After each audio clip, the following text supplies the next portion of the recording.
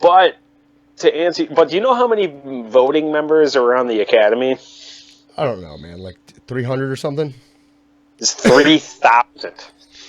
By the way, Joseph, I got to let you know this. When I was recording the podcast just now, I was only recording my own voice, and I just turned on the desktop audio. So now everybody else can hear the other half. That should be the podcast. Yeah, that should just be me talking the whole time. It should be you talking to me, but I'm not. But we can't. Yeah, and the people are just trying to figure. It's like a crossword puzzle. It's like it would be an empty podcast. Yeah, no, you gotta be smart enough to be like, oh, okay, well, what's the other guy saying? Okay, now I can figure it out. It's like a puzzle. It's a brain teaser. It would be. That's actually not a bad idea. It's like a nootropic, you know. It's like, work out your mind. Now you can have the neuroplasticity to be a more intelligent person. Do you believe that? Do you believe the brain's a muscle? I think most of the science. I talk about neuroplasticity all day. Yeah, exactly.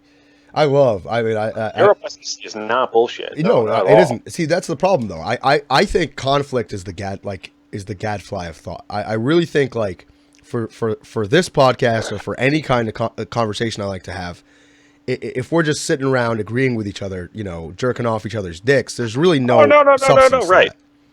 You know what I mean? It has to be a back and forth. So what we were talking about was, for the Schmucks podcast thing, is this the best time to be alive? But would we be more successful on any other point? And then also about I thought that was a fantastic one-sided conversation.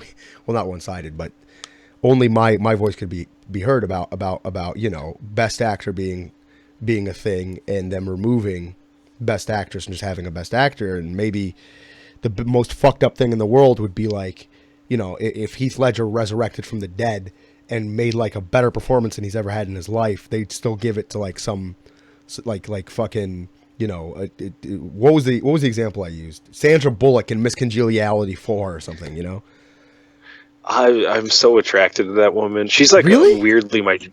Why? Yeah, she's type at all? I worked with a 20 our age girl at the most recent place I got fired from. Okay, and she looked shockingly like a young Sandra. So here's Bullock. my question: were you into Sandra Bullock before this woman, or was this woman the catalyst for your now appreciation of Sandra Bullock? I've always liked Sandra. Demolition Man is one of my favorite movies ever. Is that what started it? Yeah. Like, when did your affection for Sandra Bullock start? Was that like you were a young boy of like Demolition Man? Okay, Demolition Man. When did that come out? 96. Oh God. Okay, so you were a little boy and you got your first hard on. A little boy. It was your first boner. Your first boner was Sandra Bullock. I actually remember my first. I remember my first. Because I ran downstairs and I asked my mom about it. What's this, yo, ma? I was like, what? I was like, my pee-pee is sticking out. What the fuck is going on? That'll happen. God, that poor lady. I was in the bathtub. And I ran downstairs like naked, dripping wet. Like, what's going on here? And my mom just laughed at me. Do you not have any sympathy for that? Do you ever I do this all the time. I just think about, yeah. It was like that poor lady. She actually had to make sure I didn't get hit by a car, while I was running to chase down the ice cream truck when I was a baby. Parents are an interesting aspect. I weirdly miss my mother, and I don't blame her for a whole hell of a lot, but I have a contempt for her for settling with my father. So do you think you're misogynistic? My father's a fucking piece of shit, dude. Like, he really is. Oh, yeah. I don't disagree with you there. I think your dad's a complete cunt of a human being, and I think he's part of the. Like, I have this big theory that the generation before us. Okay, you didn't start the fire, but the buck didn't stop there, and there's a reason for that. Either be it of your libertarian ideologies, your "fuck you, I got mine" mentality, like your father probably has, or pull yourself up by the bootstraps mentality that a lot of people in the older generations have, or just even enlightened intellectual people who are just like, I'm apathetic and I don't really want to be a change. I don't want to be the change that I want to see in the world. Like, fuck you, old people. Right. No, and that is my dad. Yeah. Like, my dad is that classic fucking Republican of just like, you got to make your way in the world. Like, you get Memorial Day off, you get the fucking kids up back, you fucking make a barbecue and get back to work. Martin Luther King said it best. How am I supposed to pull myself up by my bootstraps when I don't have any fucking boots, you fucking faggot? When I don't have boots. Well, that's not a direct quote, I don't think that was Martin Luther King either. I It think might have that been was W.B. some. Du Bois. Huh? W.E.B. Du Bois? Du Bois? Yeah, it was a black dude. Yeah, I yeah. Point K. Let's just name black dudes we know. Black dudes from history. I think Ben Carson said that. George Carver. Yeah, Ben Carson. My friend Damon. He has Asperger's, and he says that Ben Carson is like the poster child for autists.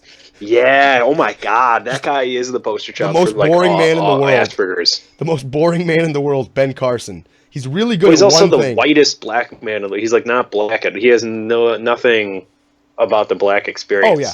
Like really. Well, no. He grew up in a no. That's not true because he actually grew up like that's why they tout him. That's why they use him as a flagpole because he grew up poor in Detroit and he pulled himself up by his bootstraps. But it's like he's the exception. He's not the fucking standard.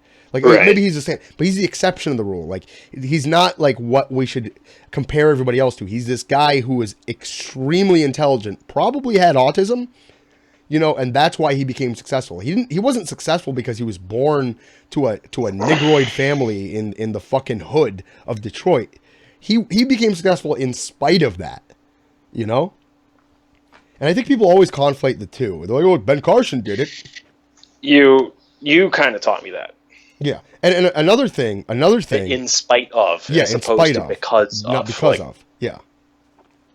I think that people always conflate the two, but another thing, I really think Ben Carson is like the poster for me. What Ben Carson is the poster child of is like, just because you have a PhD or a MD or you're the expert at something, don't mean you know jack shit all about everything else in the world. No, it's the like, whole. That's a Louis C.K. joke. I just love. Which is that this guy's only been studying one thing for the past fucking 8 years, like a garbage man. Yeah. Been studying all sorts of stuff. He's been learning how to fucking make crack on the side. He's fucking like took a bus to Ontario. Like it's just like there's that's one of my favorite Louis jokes. It's just, this fucking guy's only been studying one fucking thing. For fucking it's exactly right. Like if Ben Carson wants to sit there and talk to me about neuroscience, I will shut the fuck up and I will listen. Well, he's not. That's the other thing. He's not a neuroscientist. He's a neurosurgeon. Yeah. Okay. If you want to talk to me about neurosurgery, sure. There's a massive difference between the two, though. You're right. My fault. I misspoke. But if you no. Everyone makes that. Right. I did that. I did that all the time. And then when I looked into the two, neurosurgery is very different. Well, wait. It's like you think you don't need plastic surgery for the brain. But you don't think? Okay, I got you. It's just methods of meatball surgery, as Alan Alda would say. Whereas neuroscientists are actually studying how the brain works. You're right. It is a massive difference. Yeah, it's a big difference. It's a difference between an endocrinologist and a pituitary surgeon, like a guy who just like. That's a brilliant metaphor. It's not even a metaphor. It's just what it is. I think. So more to the point, though, like what I was trying to say is if Ben Carson was talking about neurosurgery, I'd shut the fuck up and listen. But if he's gonna sit there and talk to me about like evolution or fucking any other subject other than neurosurgery, and he is the director of housing and urban development. Yeah. Well, the reason why he's got that post is because it's like, oh, here's a nigger who pulled himself up by his bootstraps. Now you other niggers can do it too. That is one of the most transparent things in the world is when Trump was filling in his fucking circles and he saw the word urban. Yeah. He was like, black guy, urban. It's like, Ben. And that's what urban, that's what urban's code for, you know? Because he was so nice to me over the fucking campaign. Like, and the greatest part about all that, you know what he did for Chris Christie? What? Not a goddamn thing. Yeah, well, they're saying that he might be the Comey's new replacement, right? Oh no, Comey's already replaced. I was just looking at that. Oh, who is his replacement? Fill me in on some news. They're going with the assistant director. Okay, that's a good choice. I always like hiring people. I guess prospectively. Like, see, I believe in meritocracy. So maybe the assistant director isn't the best choice, but what do I know? I'm just some fucking ignorant schmuck. I think this did him in. What? Did who in? Trump. Oh yeah, no, I think he'll get impeached. Actually, I think this is like literally, this is it. So he had. Well, I don't think this is it. I really don't. I think he's got 1-2 more mistakes to make, but I think this will be like the capstone. 1 to 2, but this was huge. Yeah, man. This is what got the ball rolling in that direction for sure. Because no one's happy about this. Nobody, not yet. There's even people there's people in red and there's people in blue, obviously, who are really starting to throw around the word like, now you deserve to be impeached, which is great. Dude, like he was. Think about this on a deeper level. This guy has pissed off the CIA and now fired Comey, who was beloved in the FBI. Yeah, they loved him there. And so, what is he going to fucking do? Yeah. What is he going to do now? Yeah. Is he? And you got fucking Republicans. Like, this is not going to shut down the. This is the Anderson Silva thing. Yeah. Which is like when Anderson Silva ran away from the WADA drug testers. Yeah.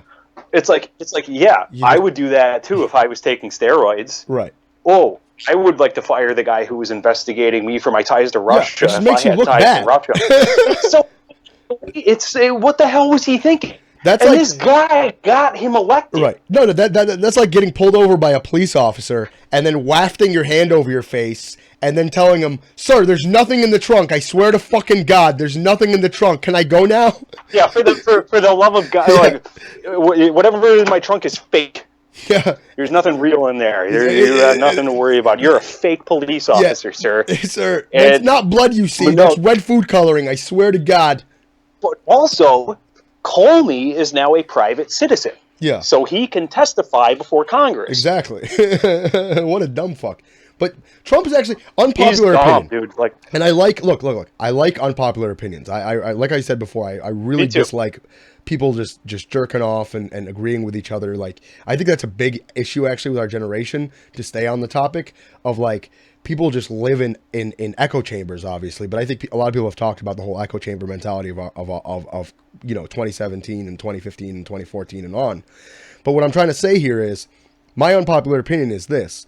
I think that it's actually beautiful to me that some guy like Donald Trump was actually, that's part of the American ideal. That to me, I think, is actually good. That I thought about this today. Trump won the election.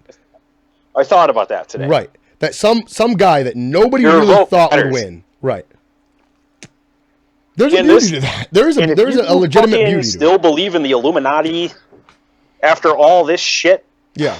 If you still think that there's secret fucking operatives that are quietly controlling the government, I cannot. But dude, I can't argue with that. Those people, those Illuminati people, are always. It's kind of like the no true Scotsman fallacy. You know, it's like here's a Scotsman who no true Scotsman would murder somebody, and then you show them like a picture of him, and they're like, yeah, but no true Scotsman would murder somebody. He's not a true Scotsman. They're gonna believe whatever the fuck they need to believe. If you say, like, they'll be like, oh yeah, well, Trump got bought out by the Illuminati, and Trump is actually, he took $1 million from them, and that's why he became like a billionaire. Is he actually had $99 million, and then when he got that $1 million from the Illuminati, now he's a billion. Like, they'll just make up excuses to believe whatever the fuck they're going to believe in the first place. You know what I mean? Do you agree with that? Of course. There's people. That's why I stopped trying to. Like, I thought I was persuasive from like 2003 until 2013. And I just said, you know what? There's people you just can't fucking reason with. Like, it's out of your control. Focus on what you can control. You can't control other people and what they think. You can't persuade other people. So fuck them. Just express yourself. Say words like nigger and cunt and piss people off. And if you want me to be diplomatic and win people over, pay me. Are you familiar with the flat Earth thing going on? Oh yeah. I mean, I've seen it. I've sneered at it, and I walked away. Yeah, that's a thing, though. Yeah, it exists. A lot of so Rogan. I have no idea why it exists. Is a round Earth shill. Who says that? Tarek?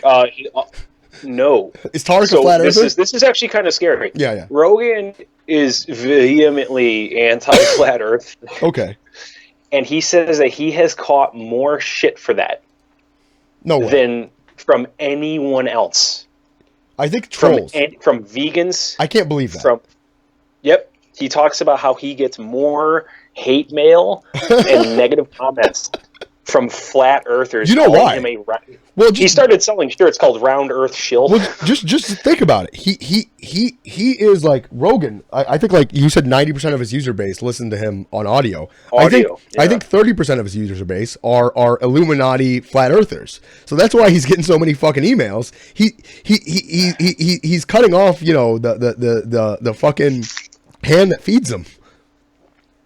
Well, you know, he's good friends with Alex Jones. Exactly, and I think a lot of Alex Jones's user base listens to Joe Rogan, and that's why he's getting so many emails about it. But I don't think it's dude. I can't believe that the flat Earth thing is actually a serious thing. I think it's an internet. It's very serious. I think it's an internet troll. No. So what? When you say it's very serious, do you think it's a manifestation of skepticism? Do me a favor. Do you think it's objectivism? It's a manifestation of objectivism. Watch Joe Rogan arguing with Eddie Bravo about flat Earth. Who's Eddie Bravo? Over an hour. He's a good friend of his. He's a jiu-jitsu guy. Okay. But he's not like the founder of the Flat Earth Society or something. No, he just believes in it. Yeah. But it's over an hour long. Right. And dude, at one point Joe Rogan just goes, "Dude, Eddie, I don't think I can do this anymore. Like, I can't. I don't even know what to say." He doesn't think satellites are real. He doesn't think gravity is real. Like, but he's not fucking with anyone. Like, he genuinely believes these things. And his friend, that shit is scary. His friend thinks that. Mm-hmm. He says he has a bunch of friends who believe this. He says it's popular amongst pool players. I have a friend named David who I've known for years. Yeah, kill him, right? Just murder him. Murder him in your sleep. Throw away everything that's going on in your life. But no, Shaquille O'Neal's a flat earther. No way, Shaq. Yep. Well, okay, but let me give credence to the. Let me PhD in education.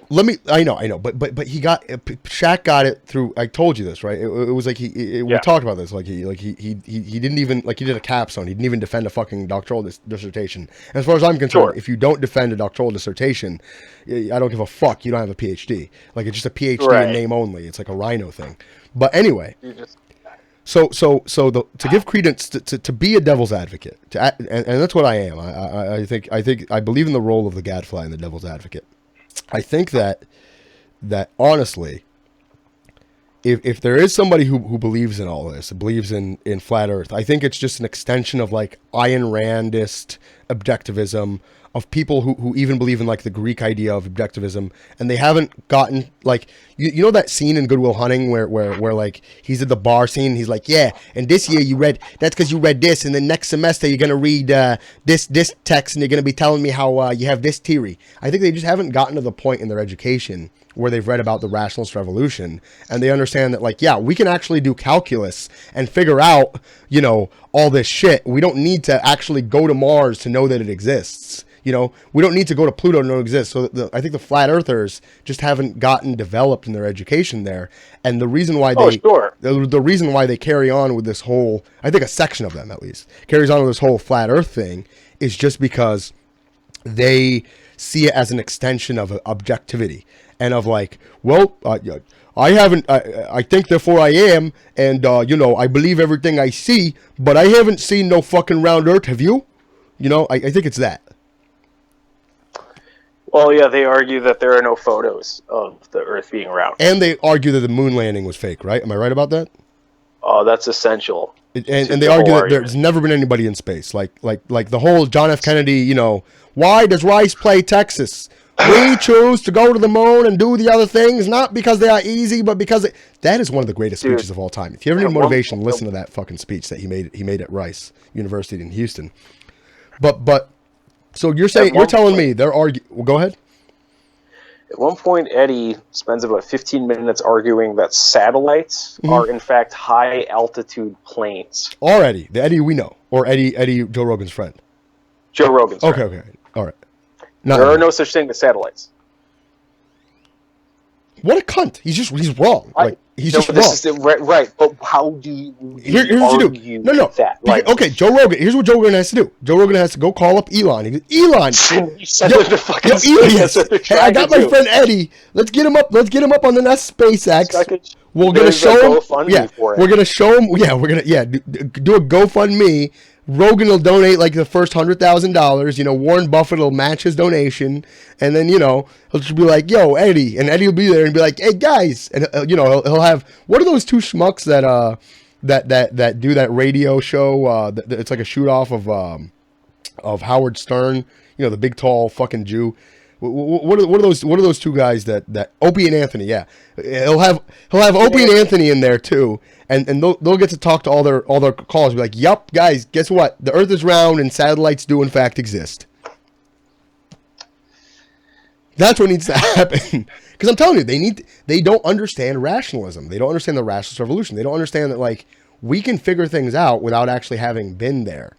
We can do the calculations for things. We can figure things out. I mean, that's an essential part of the Enlightenment, of everything that happened after, you know, 1500 is like,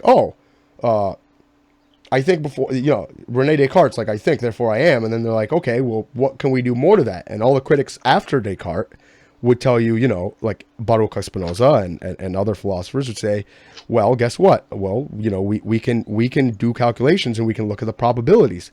Is it a serious probability that, like Elon Musk says, you know, we're in a simulation, you and I don't actually exist, and, you know, maybe I'm in some psych ward somewhere, like, pretending all this, and for you it's like a simulation, and, you know, you were actually born yesterday and you're just being uploaded this data? Yeah, the possibility exists. Einstein says if you can imagine it, it's possible.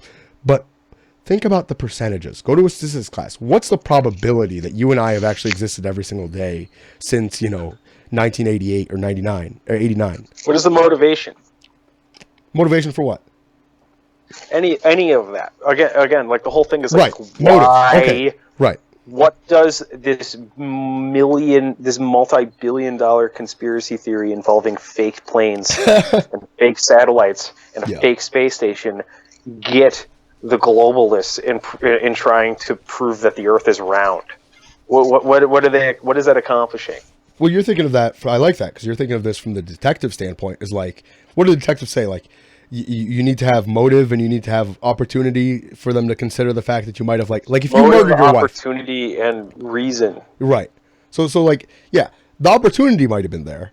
The motive is completely gone. There's no motive. It's all fucked up. Like, and again, like, you just step back from it. Like, this is the same government that couldn't cover up a semen-stained dress in '95, and so you're telling me that the ISS is actually a fucking hologram. A hologram. And that every single scientist has been corrupted by the globalists. Okay. And that, like this is brilliant. Fucking, okay. What the fuck? Yeah. Alex Jones doesn't believe this. Like, you know, right. Yeah, Alex, race war now! False flag! Yeah, that cunt. But this is brilliant, because it ties in exactly to my argument for why this is the best time to be alive. Yes, and I would agree with that argument, in that we're living in such a safe and at time. Well, we're living in such a safe and right. Wait a second. Wait a second. So right there, like, to structure it, right? I think one aspect of it that we talked about was, this is the best time to be alive technologically that's ever existed. Okay, right. Steven Pinker, he's the Harvard Johnstone professor of, like, psychology. Well aware. Right. Pinker, yeah. Love the guy. One of my favorite academics ever. Probably one of the best living academics, along with Chomsky. At least Chomsky's the most prolific. But more to the point, Steven Pinker has the better angels of our nature argument, which is like, rapes are less than they ever were before. Murders are less than they ever were before.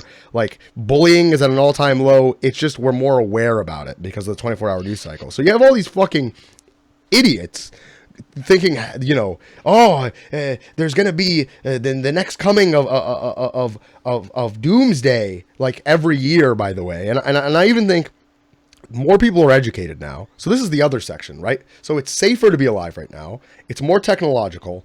And then my final argument is that there are more people are literate, more people are educated, and more people are aware than ever before. But because of the communication, because of the technology, and because of the education, now we have an influx of, there's more podcasts than there's ever been. unfortunately for us, there's an oversaturation in the media. News is everywhere. Everybody can voice their opinion. Everybody can publish, their view on something thanks to Facebook and MySpace and Twitter. So we're becoming more aware of the idiots, but there's actually less idiots. Would you disagree? That's my argument for why this is the best time to be alive. So far, out of all the times that have been so far, not the future. I mean, I'd rather live 200 years from now, and because there are fewer idiots. Yeah, I think there's fewer idiots now than there were in the 1970s. That is actually, believe it or not, statistically not true. What do you mean, like idiots in terms of like inbreeding idiots, like Tarek? No. So ancient Greeks were on the whole much more educated than we are, I should say. Yeah, but look at the global aspect of it. I'm just saying. It also depends what you define as a fucking idiot. Is someone who is a bank manager who's providing food for a family of four and is fucking, That's a great argument. Learning how to play the acoustic guitar on the side, but believes that the Earth is flat. Is that an idiot? Like, I guess not. Okay, define your terms is a great question for you to ask me. Because I do want to define the term. When I say idiot, what is an idiot? Right, when I say idiot, I kind of always see it as like back in the 40s and in the 1800s and in the early 1900s, the psychologists had terms for things like how like don't say retard, it's offensive. You heard this before, right? Of course. Well. Guess what?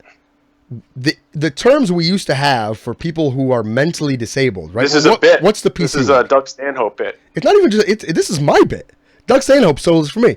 The PC world. What is Doug Stanhope? Well, no, let me say what I say, and then you tell me what Doug Stanhope is. It doesn't matter what you call it. I'm still going to call someone developmentally disabled. Right. It's not the word. Right. It's like what you fall down, you slip on your shit. I'm going to be what were you born with mental disabilities? It has retard is just one variant of that word. No, and it's just like whether and what predated retard was mongoloid. No. See, that's what I'm trying to tell you. What predated retard was actually, I don't know if that's part of the bit, but that's exactly it. Idiot, imbecile, right. So if you had like an IQ lower than 30, you were an imbecile, and then like 70, you were an idiot, and then like fucking something else, you were called like a moron. So you had moron, idiot, and imbecile. That's what we called people who had, like Down syndrome and shit. So now, right. And for me, and then what we replaced that with, to become more, socially, care about other people's feelings and more politically correct, was like, we'll use the socially conscious word of calling them retards. And whatever word we use becomes offensive, not because the word itself is offensive, but because, like, we're just going to associate, we're going to put people down by insulting their intelligence, and that's just going to be a fact, So essentially, by the way, there's no video recording, but it's just audio right now. But essentially, what I'm trying to convey to you is shut up. Is you look great. You look like Jason Statham, man. You really do, but with a better beard. I think you got a better beard. You got a better beard than Statham. One day, in the next versions, we'll do video. But for now, we'll keep it light and just audio only for the pilot podcast. But check this out, right? Like, whatever word you use becomes offensive, right? And that's a Louis C.K. bit, too, where Louis C.K. is like, anytime you say, like, the N-word, you put it in there, people put it in people, nigger just comes in people's heads. Like, that's what people think. It's like, oh, you mean nigger. Right. So, like, essentially to me, it's like, don't censor words. Freedom of expression, I know I'm preaching to the choir here. I mean, we don't disagree on this. Freedom of expression is important. Like, you're never going to get away from it. And more to the point, like, whatever word we use to describe people who have Down syndrome or, whatever other illness you could think of that makes people say retard or developmentally challenged or whatever is going to become an insult. Like, that's what when I want to insult people, to be creative, I call them mental midgets and I call them developmentally challenged, Yeah. So it doesn't fucking matter. How did we get on this subject anyway? What were we saying before we started talking about talking retards? about the best time to be alive, and you were saying that there's less idiots retards than right. there ever There's have less, been. yeah, and so I asked you, well, what is an idiot? And then that was your answer. I got you. Oh, no. My answer is not that, actually. My answer is actually, so if you don't have like a diagnosis explaining your stupidity, yeah, and there's a diagnosis for everything. Like they always say, like if you come to a psychiatrist, like you come a little early, you're OCD. If you come right on time, you've heard of this bit? It's like if you come early, you know, you're nervous, you have anxiety. If you come on time, you're OCD. If you come late, you're depressive. You know, so no matter what, it's a lose-lose situation with the psychologists of the world. But more to the point, you know, my definition of idiot in this society is just somebody who is not an intellectual and I'm going hard on this one so you can actually give it back to me, is somebody who's not an intellectual, doesn't have any curiosity, and is not contemporarily aware. You know what I'm talking about when they talk about, like, do you know what's going on in your neighborhood? Do you know what's going on in your community, in your county, in your state? And I think people are actually more aware now than they were in the 90s and 80s and 70s and 60s and even in Greek society. In 300 BC, because not just Greek society, the whole globe. Because there were people taking shits in huts in Africa. And you have to fucking answer for those people too, Joseph. All right, go. Sure. Well, you're talking, I mean, I think you're being a little dismissive, though. We don't... You mean to tell me that there surely are more intellectually engaged people now, but I don't know if there are more intellectuals. Yeah. And there are more people who definitely think they're smart. Well, define intellectual. I don't know. I don't really have a definition for it. I have one. You want to use it? You want to hear it? I think it's the difference between listening to ideas and coming up with ideas. Okay. That's your definition of intellectualism? An intellectual, I think, is someone who has to create ideas, like not just. I don't agree. Not just become an expert in the ideas that have already been established. But also, I mean, we don't have a framework for that, at least in terms of our own lives. We weren't part of the fucking 60s counterculture, which strikes me as a very aware and very acutely intellectual movement of the 60s and 70s. We don't really have anything like that today. Also, I don't know. I meet a lot of dumb people. I think, okay. I mean, a lot. Yeah, but that's just that's your anecdotal evidence, and I'm going to strike anecdotal evidence from the record. That's kind of my argument. Is I think that you're giving. How does this relate to like Pinker's studies? Like better angels of our nature? Well, think about the statistics on this. Like, there's more people with literacy. Sure, there's more people with degrees. Technically, and I have problems with that too. Not just safer, but go ahead. My answer is I don't know. However, to kind of go back to my previous argument of like 1997 versus 2017, I don't know how many. You're telling me that we have dramatically more intellectuals than we did then? Okay, so you're talking about people who are leaders of their field.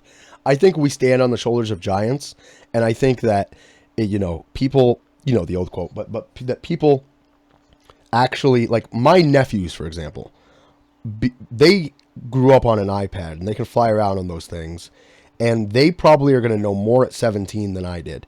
And they're going to know more accurate data, and they're going to have a better understanding. Like, they're going to be like, oh, there's 8 planets, not 9. And they're going to be like, oh, actually this theory that you had about, there only being Egypt and the Indus Valley and Mesopotamia. Well, guess what? We learned about one more civilization that existed at this time. So I think data increases, and the education is there, and the opportunity is there. And I'm not even just talking about safer, like there's less rapes and less violence, less bullying. I'm talking about, like, nowadays in 2017, the only argument I think you could make is the specialization argument, actually, to be honest. And you kind of touched on that, like some engineer who he does his job, he does it well, he goes home, he watches How I Met Your Mother, and he fucks his wife, and that's all he needs to know. Because what we're creating is we're not creating a lot of general idea people, but I would argue that the people in the education field, the PhDs, and the deans and the vice presidents of academic success, that's the reason why the core curriculum exists, is to make well-rounded like people, like, yeah, you have a bachelor's in engineering or computer science, or what was the example you used? But at the same time, like, you also took philosophy, like 2 philosophy courses, and you took 2 history courses, and you took 2 government courses. Like, I believe that there's more people with bachelor's degrees now than there were in '97, and I could look it up. Okay, you're probably right, but there's also more people. And there's also more. A bigger percentage. A bigger percentage. Encouraged more. A bigger percentage, Joseph. I'm saying there's a bigger percentage of people with bachelor's. A higher ratio. Yeah. I would agree with that. I don't know what that means, though. Right. True. No, I know a lot of people with bachelor's degrees that are pretty fucking stupid, dude, and definitely not intellectuals. So my definition of intellectual, by the way, is somebody who has a curiosity, someone who strives for knowledge. So I always like to point out that like, people just use the word smart, and I don't really know what the fuck they are saying, because nobody defines their terms when they're having conversations anymore. So I think knowledge is the true and the sound and valid knowledge, like information that you know, and intelligence is your ability to process and retain that information. So that's intelligence. That's my definition of intelligence. That's my definition of knowledge. Agree with that. But we're talking about whether there's the populace is knowledgeable and intellectual. And I think that right now there's more intellectuals, and that right now, maybe not the best. I mean, Noam Chomsky's still alive. Steven Pinker's around. You got a lot of good people. Angela Duckworth, to not be a misogynist, and Carol Dweck have been foremost authorities in their field in psychology.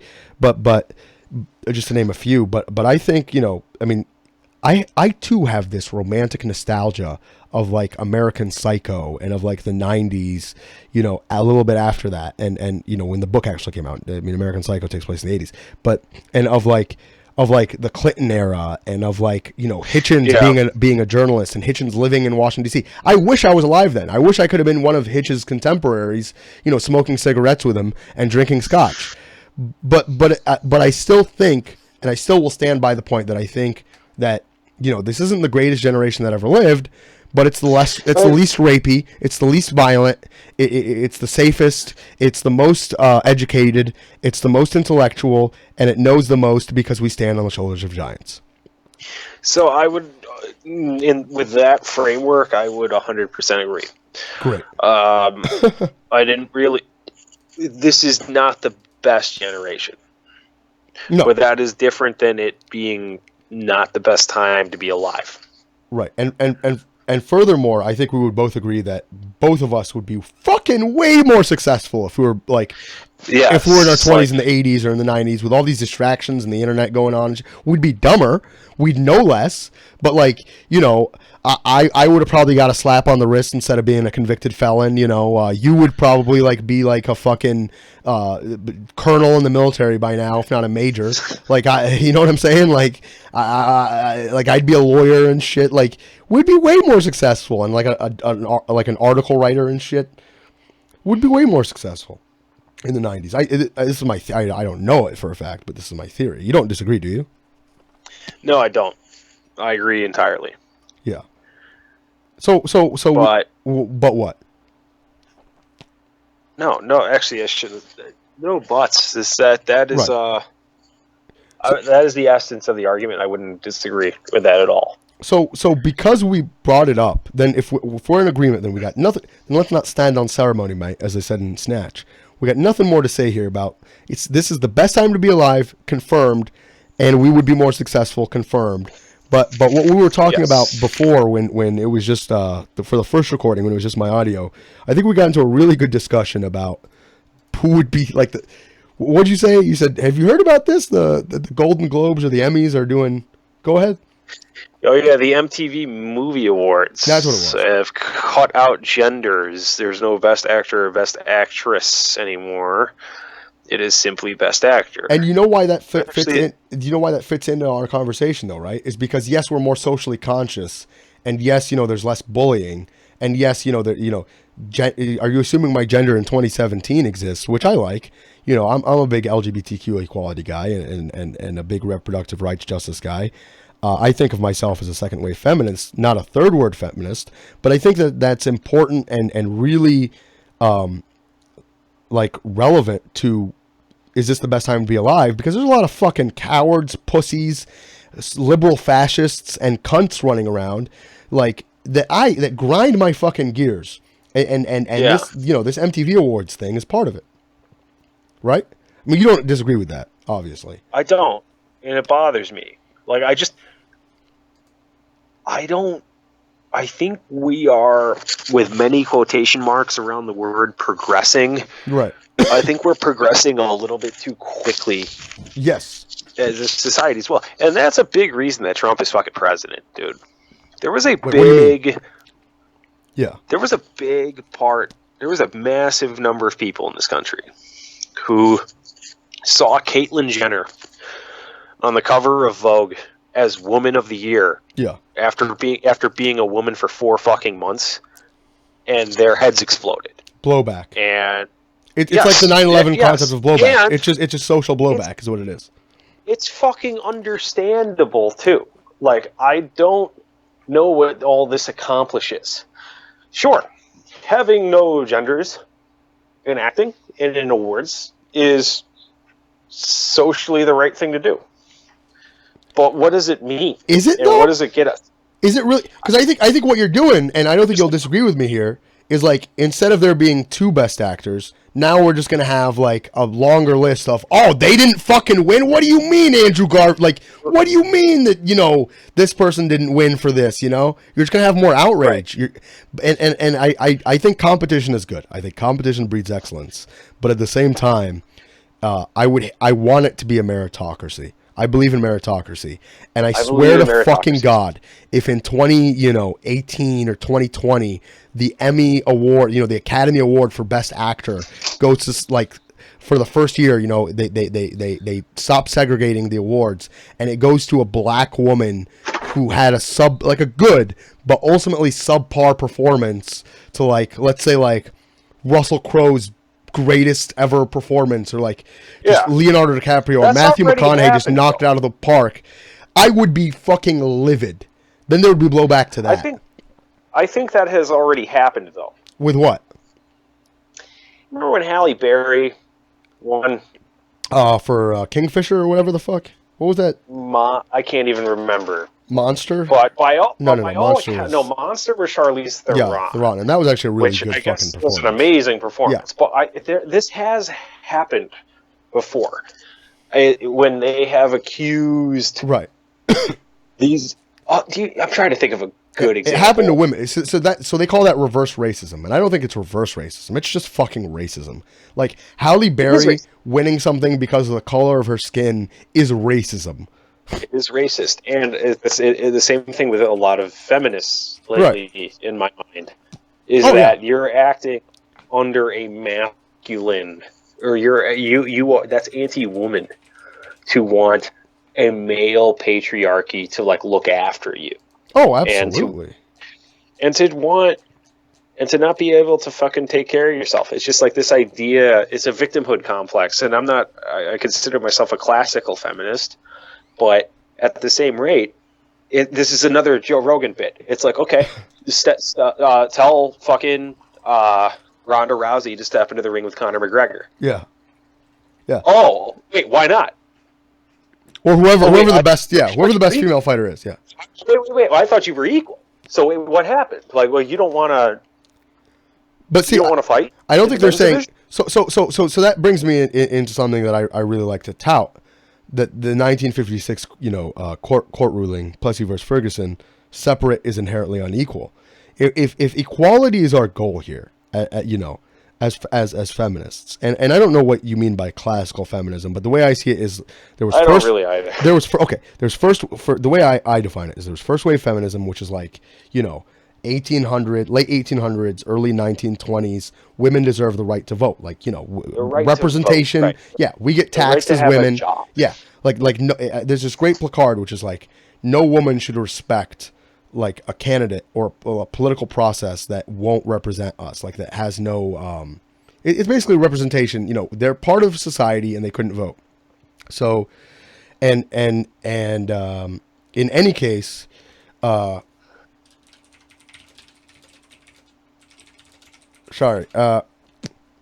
any case, it just the fact of the matter is like the fucking second wave feminism.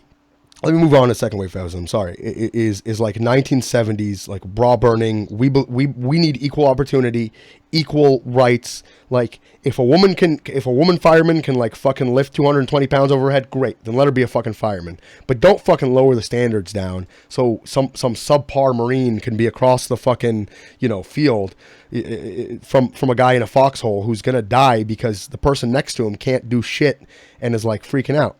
Now that I don't agree with. I believe in equal opportunity and equal employment. But now you have this third wave feminism, which is women's empowerment. Great. Women's empowerment. Right. There's social issues that haven't been talked about. Right. Awareness of sexual assault. That's a big thing for me. That's something I really believe in. It's one of my ways of repairing the injury done to the world, the injury that I've done and the injury that other heterosexual cisgendered males have done. Sure. But at the same fucking time, what's the boundary? What's the limit? Right. Where does women's empowerment end? Are you guys setting a governor for yourselves? Are you guys setting a boundary? Is it going to end with men like walking around in all fours with leashes, and a fucking gag in their mouth? Now, some guys would be into that. Some subs that I know. I kind of would. But at the same time, like if women's empowerment is code for women's supremacy, and code for, if that's what feminism means to you, then I'm not a feminist. If feminism means equal opportunity, how do we get that? If separate is inherently unequal, and if we combine the sexes in a lot of things, including acting and fighting, you're just going to lose. You're just not ever going to be, awarded if we live in a meritocracy. You're just not, you're just not built for it, or society isn't built for it. And what is the limit to it? I kind of disagree with Hitch, by the way, about the whole women aren't funny thing. I think some women are funny. And I think women I do as well. And I think women are increasingly becoming more funny now that feminism is on the rise. And I think more women are kind of breaking out of their shells. It's like chivalry is dead and women killed it. All right, great. You're not getting doors opened for you anymore. But fuck, like you're more entertaining to talk to. That's for damn certain. Instead of just sitting there trying to look pretty and like being like, "Thank you, my sir, my lady." And I know a handful of women in my life who are very funny. Yeah, and so me too. I don't think that's what Hitchens was arguing either. No, he was arguing they don't need to be funny, right? Which is true. It's not really a feminine trait. Right. Well, it's not even just. I think it's more of a. I don't think it's a genetic thing. I think women genetically have the capabilities of being just as funny as any dude, but it's more of a nurture thing. It's not a nature thing. Girls don't need to be funny. Like I said, you can just sit there and look pretty, and a guy will come up to you and try to entertain you and try to be the best actor or the best comedian in front of you, and he'll cultivate that skill in so doing. As a woman, and now this is starting to be less and less. You don't like. And I'm not from the school of like children are meant to be, seen and not heard, and women are meant to be seen and not heard. I want women to speak up. I want women to entertain me. I want to go out on a date with a girl who can hold a fucking conversation. That's what I'm looking for. The 6 inches between their fucking ears. So yeah. So that's that to me. That's what I'm into. And if feminism is going to create more funny and entertaining women, then, it's kind of like the George Costanza thing, you got, all of a sudden you got a bunch of pigmen walking around and I'm looking a lot more attractive. All of a sudden you got a lot more funny and entertaining women looking around, and all of a sudden, like, my dick gets harder more often. Like, it's just. Have you seen the Leather special? The what? Have you seen the Leather special? No, what is that? It's Amy Schumer's most recent special. Yeah.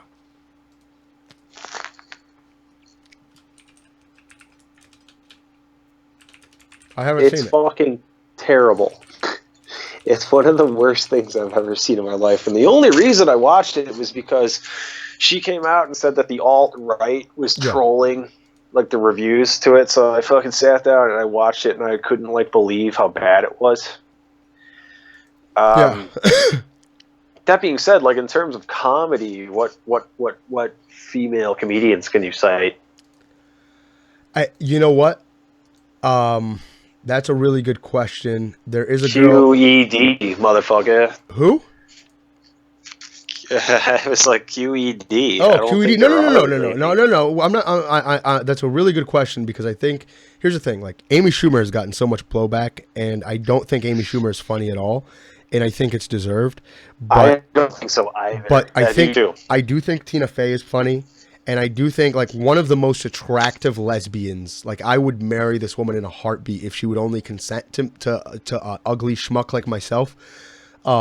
That blonde, I can't think of her name. That's why I kind of hesitated. But to me, the funniest woman on the planet right now. She gets a lot of credit for it, and she's not under the radar at all. On SNL, you know who I'm talking about? No. Oh, Kate McKinnon. Yeah, Kate McKinnon. I couldn't think of her name Yeah, she's because of the funny. tip of the tongue phenomenon. It's not because I'm a misogynist. I swear. I have such a thing for her too. It's Yeah, something yeah. so normal. She's looking. exactly my Like, type, and she's so fucking smart and fucking hilarious, dude. But she's a lesbian. So that's exactly what I think Kate McKinnon is the poster child of my theory, actually. Because she's a lesbian, she's probably had to, the nurture was there. She's had to cultivate that skill of being entertaining and funny.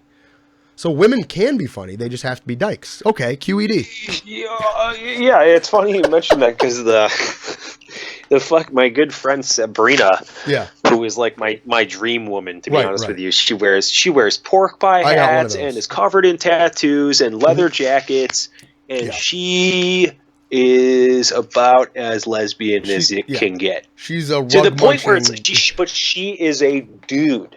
Like, she bitches about her girlfriend to me. Just like, oh, she won't stop fucking texting me. He's like, what is it with these bitches? It's just like, I told her I'm going out to dinner. And so for all intents and purposes, though, I look at her as a guy, like a guy. And that's two people in my life. I know two lesbians. They're lesbians, and they are funny as fuck. So what do you make of that? I don't know what to make of that. I'm telling you, it proves my theory that like women, it's not the nature thing, it's a nurture thing, and women don't need. Well, it's not my theory; it's actually Hitch's theory. They don't need to be funny, and that's why. It's not that they're not born funny; they're born funny, and they're commanded to shut up and look pretty, and that's what they've done. I would also argue that Kate McKinnon is a better actress than she is a comedian. Right. She's not writing her jokes. Not on SNL, but right, but she doesn't do stand up. She doesn't do stand up. You're right. You're completely right about that. Then She does impressions. She does amazing impressions of women. Like her Hillary impression is great. Yeah. Her, but yeah. Oh my God, her fucking Mika Brzezinski impression is fucking fantastic. No, she's a great actress all around. But I wouldn't necessarily argue that she's an amazing comedian. Again, like, it's all about the stage persona, stage performances, and it's like that doesn't really exist right now. I think Kristen Wiig is really funny on film. Oh yeah, Kristen Wiig. Oh god, fucking Flight of the Conchords. Come on, the Conchords. And there's a great movie she was in called All About Me. Yeah. Where she plays a woman with like horrible bipolar disorder who wins the lottery and tries to start like her own talk show. Yeah.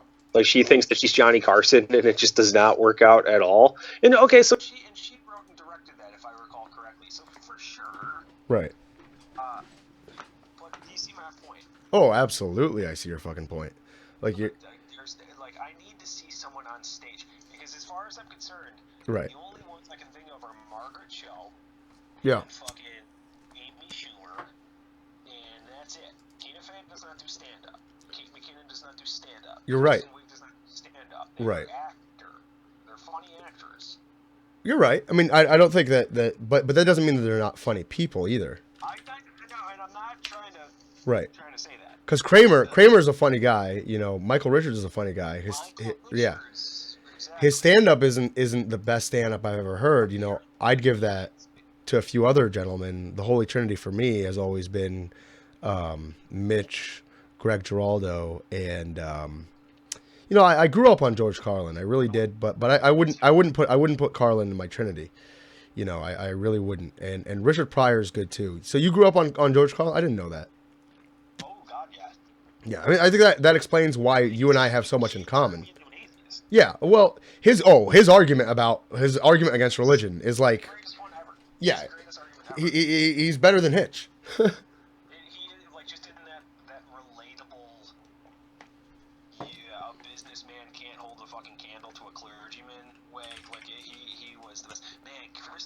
hot as fuck too. Oh, I don't think so at all, dude. I think she's one of the most hideous women. I'm not gonna give her. Yeah, but see, there you go. Like that's what I'm talking about. You're like, why are we giving people handicaps in society? Like, oh, she's 45. She's not hot. She's just not. She's not fucking hot. I think she is. Yeah, I mean, what makes her hot? Look at her chin. Look at her fucking recessive chin. She's like the anti-Tarek. She could use the Habsburg jaw. Like, you know what I mean? Wait, Kristen Wiig? Yeah, Kristen Wiig. What are you talking about? She doesn't pronounce shit. Does she? Yeah. What are you talking about? Oh, I see who you're talking about. No. You think I know who I'm thinking of. Elizabeth McCarthy? No. Morbidly obese? No. I know who I'm thinking of. Kristen Wiig wasn't in Flight of the Conchords. It was. She has a very similar name to Kristen Wiig. It was an actress who plays the part of Mel in the TV show, and that actress's name is Kristen Schaal. I was thinking of Kristen Schaal with 2 A's, and she has Kristen Wiig is hot as fuck. Sorry. Thank you. Yeah. You fucking asshole. Kristen Wiig is fucking gorgeous, and She's gorgeous. Yeah, she doesn't even need to be 40 for it. She's just very attractive. Yeah, she looks smart. Like she has like a college professor sort of look to her. I don't know. Yeah, she's 43. One of the greatest bits by a non-stand-up comedian is by one of my later in life personal heroes, John Mayer, the philosopher John Mayer. He went up and he said, well, I've heard this like from different people lately. What about John? How smart and funny he is? He's What an amazing, how dreamy yeah. he is. Yeah. No, he is. He's dreamy. Someone was asking me if I want to get tickets the other day, and I was like, Oh, well, he's got a tour. You should. John Mayer's actually one of the best blues guitarists of all time. I mean, I'm not joking when I say that. Yeah, well, I'm very envious of you, even though, go, have a good time. But Kristen Schaal is funny as fuck. She's actually really funny, but she's not. Yeah. Check this out. Check this out. What John Mayer says is he says I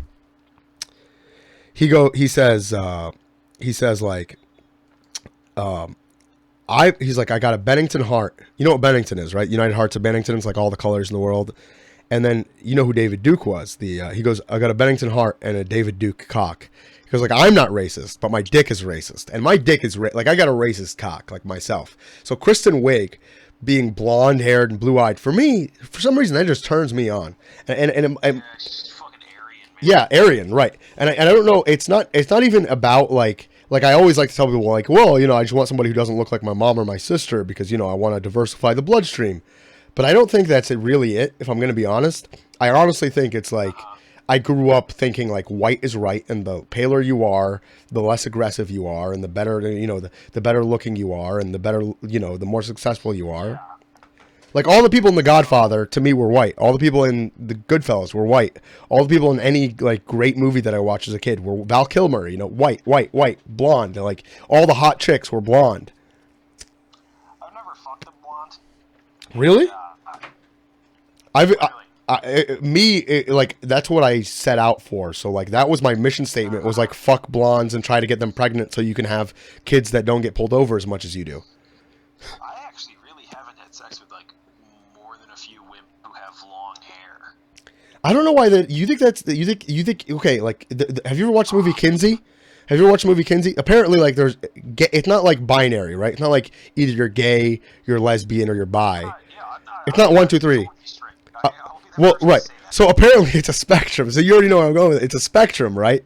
Now I found out. Yeah. I've always told people I'm hetero-flexible, straight, but shit happens. But yeah, if Ryan Gosling came along and said, you,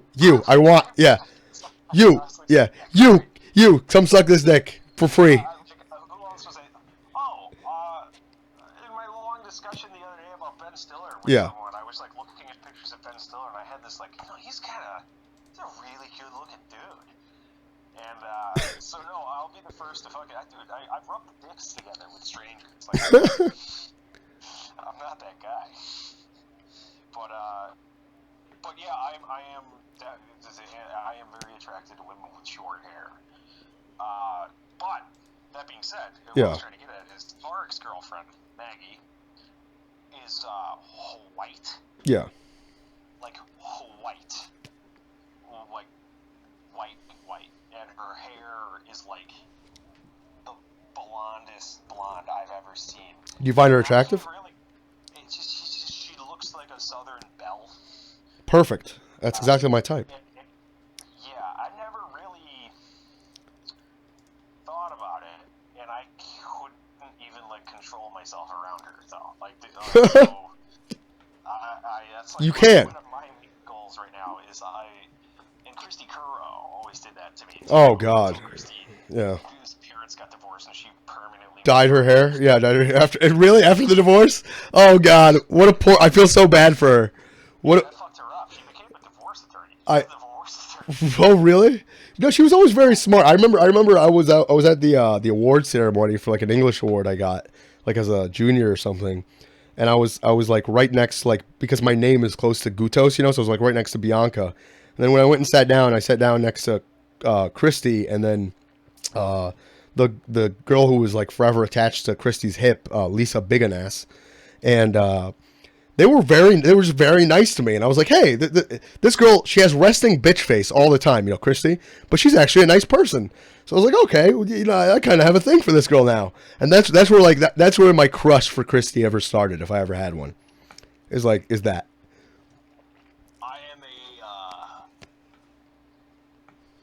I'm a 2 on the Kinsey scale. Okay, so you see what I'm saying? Yeah. No, that's a great fucking movie. You should watch it. It's got Liam Neeson. He did a pretty good performance. Not his best performance ever, but no, great movie. So there's a spectrum, and see, that awareness is kind of like what I'm talking about. That we're more aware of ourselves. We're more aware of ourselves emotionally. How? When you know that shit. Oh, what do you mean? Like when you know what shit? Moncef? Yeah. Shut the fuck up. If you keep talking to me like this, I'm gonna suck your dick.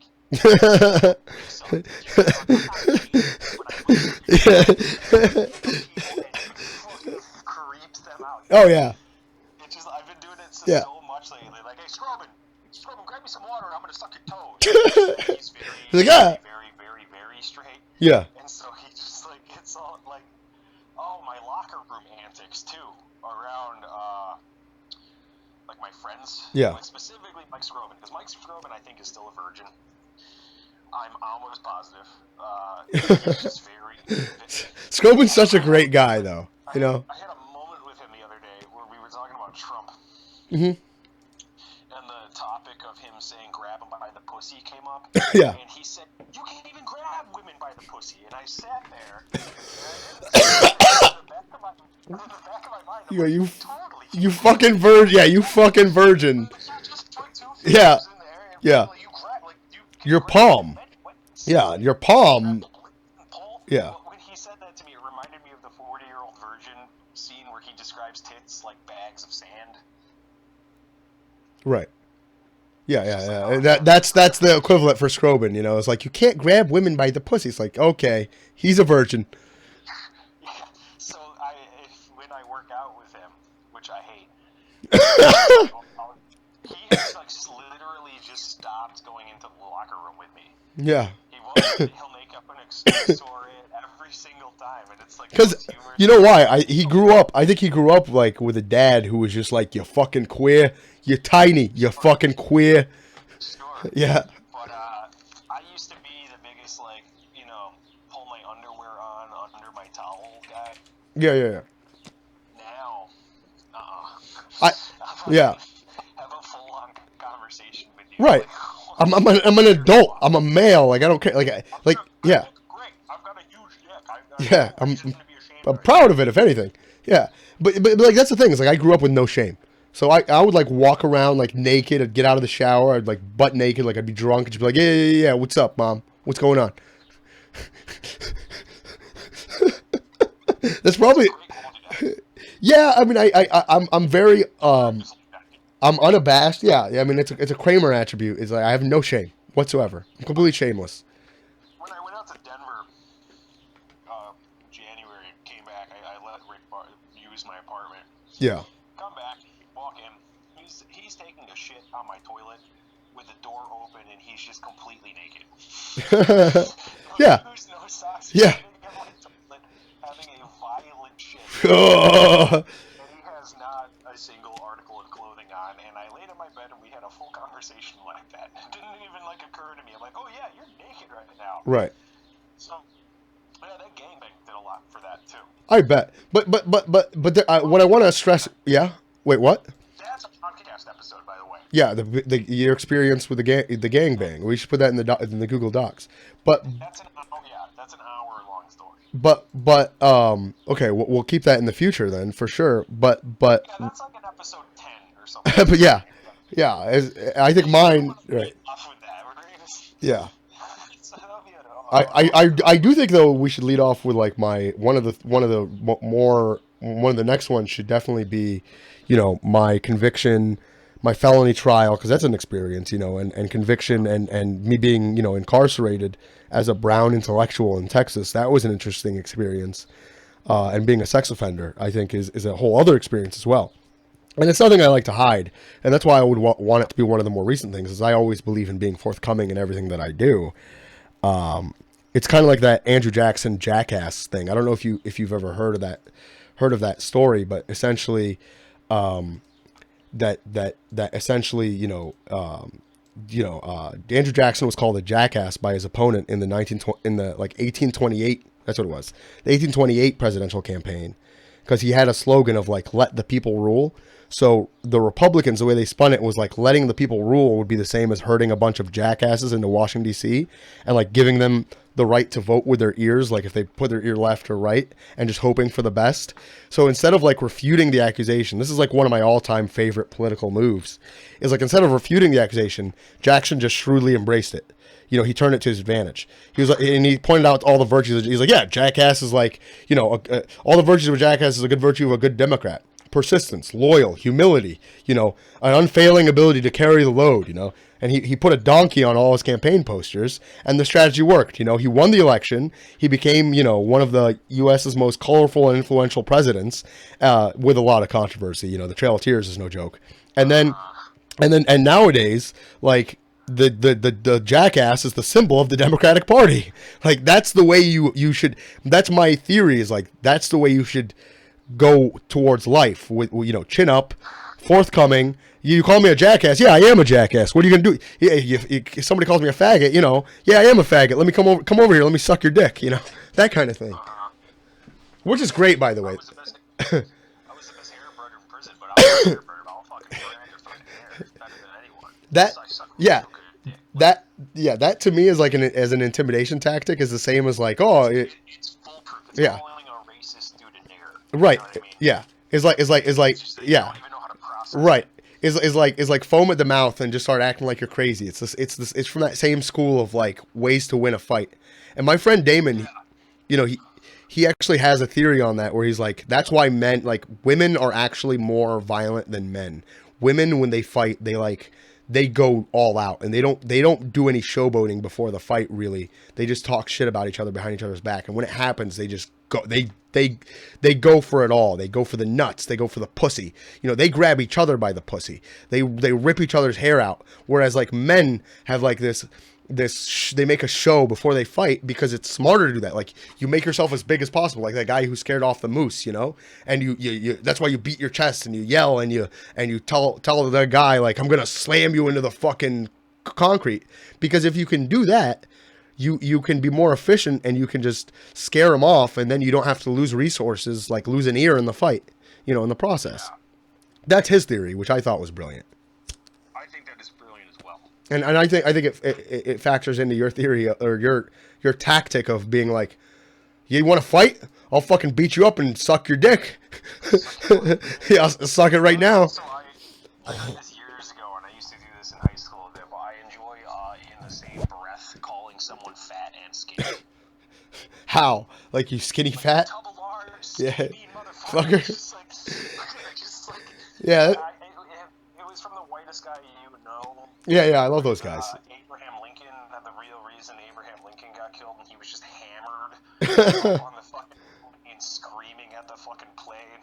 John Wilkes Booth tries to get him to calm him down, he's just like, oh, Yeah. who said that? Yo, is this skinny? Was it you, String Bean, you tubble-lard looking fat motherfucker? He just alternates between calling him fat and fucking skinny. It just throws people. Dude, that's the. I have this conversation with people all the time. Because I watch people get into confrontations. Like Clark, I said this to Clark over the weekend because he got in an argument with someone, and I was just like, dude, just say you'll suck his dick, like you'll fucking. Out.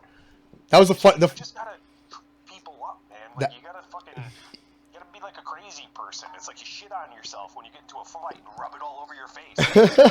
Yeah. Shoot out, go for their legs. Yeah, and they don't know. They don't even fight you. You the second you shit and you like rub shit all over your face, like this guy's crazy. I'm out of here.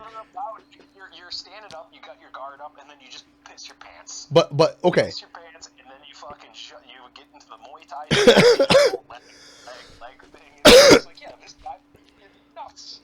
And that's gonna help you more in life than the opposite.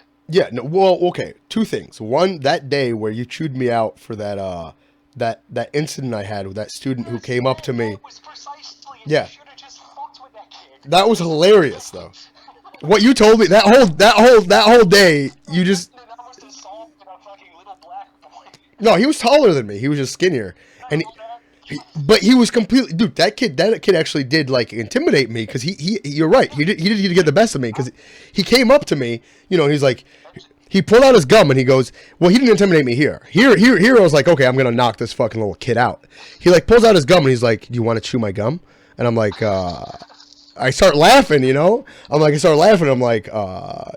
he's like, then I don't want to smell your vape or whatever. Like, I don't want to like inhale your vape from your vapor, from your vape. If you just took his gum and just started I should have. I swear to God, you're so right. I should have. That would have won it, you know? But I wasn't. I was intense, you know. I was on coffee and everything, and I was just thinking, like, I'm gonna get expelled from this school. Fucking Hunter S. Thompson over here, the drug Yeah. was on coffee. Yeah, coffee. I just reflect on yeah. That's probably the most pretentious thing I've ever heard.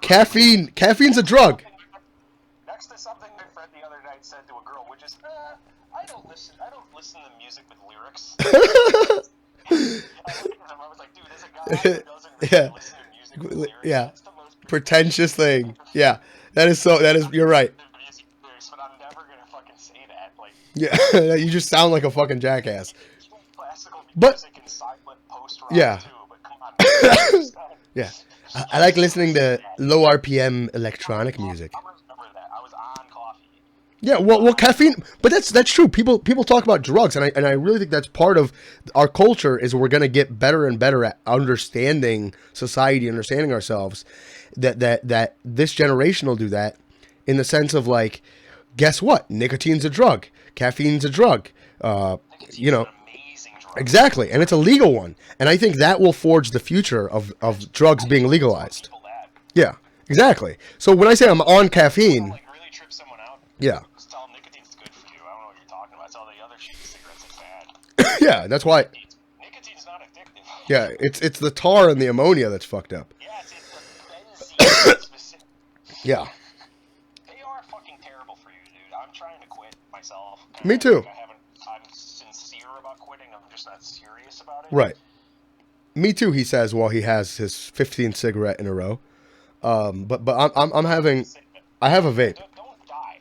Just don't die. You know, Kurt Vonnegut said it best. It's a classy way to commit suicide. So I'd rather go out like Kurt than Hunter.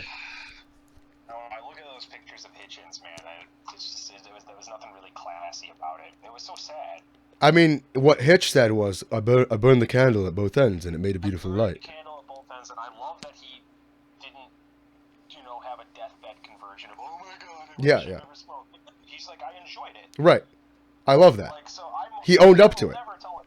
And that's what that exactly goes into, like, there's a price to pay for everything, including smoking cigarettes and including acting like a complete psychopath before you fight somebody to intimidate him out of the fight, and including being an unashamed, like me not having shame. I have paid the cost for my lack of shame, Joseph. I don't know if you know this. Like you said, like, oh, not having shame is a good thing. I would argue it's good to actually have a little shame. And I've learned that over the years. I didn't think that back when I was 20. Agree. Yeah. When did I ever say that? I think you said it like 20 minutes ago. It's recorded. You said that like 30 minutes ago when we were talking about Tarek taking a shit in your, with the door open. No, well, that's not shame. No, see, I never said it's not good to not have shame. All I said it's not, I don't have a problem being naked around dudes. That's all I said. Yeah. I extrapolate it into I have no problem fucking rubbing shit on my No. I'm not extrapolating into that. I'm just extrapolating like getting, like, it's good to have a little bit of shame. Dude, if you do something wrong and you are ashamed of it, that is the best emotion. Like, it's if you humiliate yourself, that is the best way to learn. So, and you're the one that told me to watch Shame. That movie? Michael Fassbender? Yeah. Oh, what a beautiful advertisement for smoking. Anyway, but I told you to watch that. Yeah, go ahead. The only thing I took away from it is, man, I need to have more sex. Yeah, well, that's the reason why I wanted you to watch it. I wanted it to motivate you to like be more out there.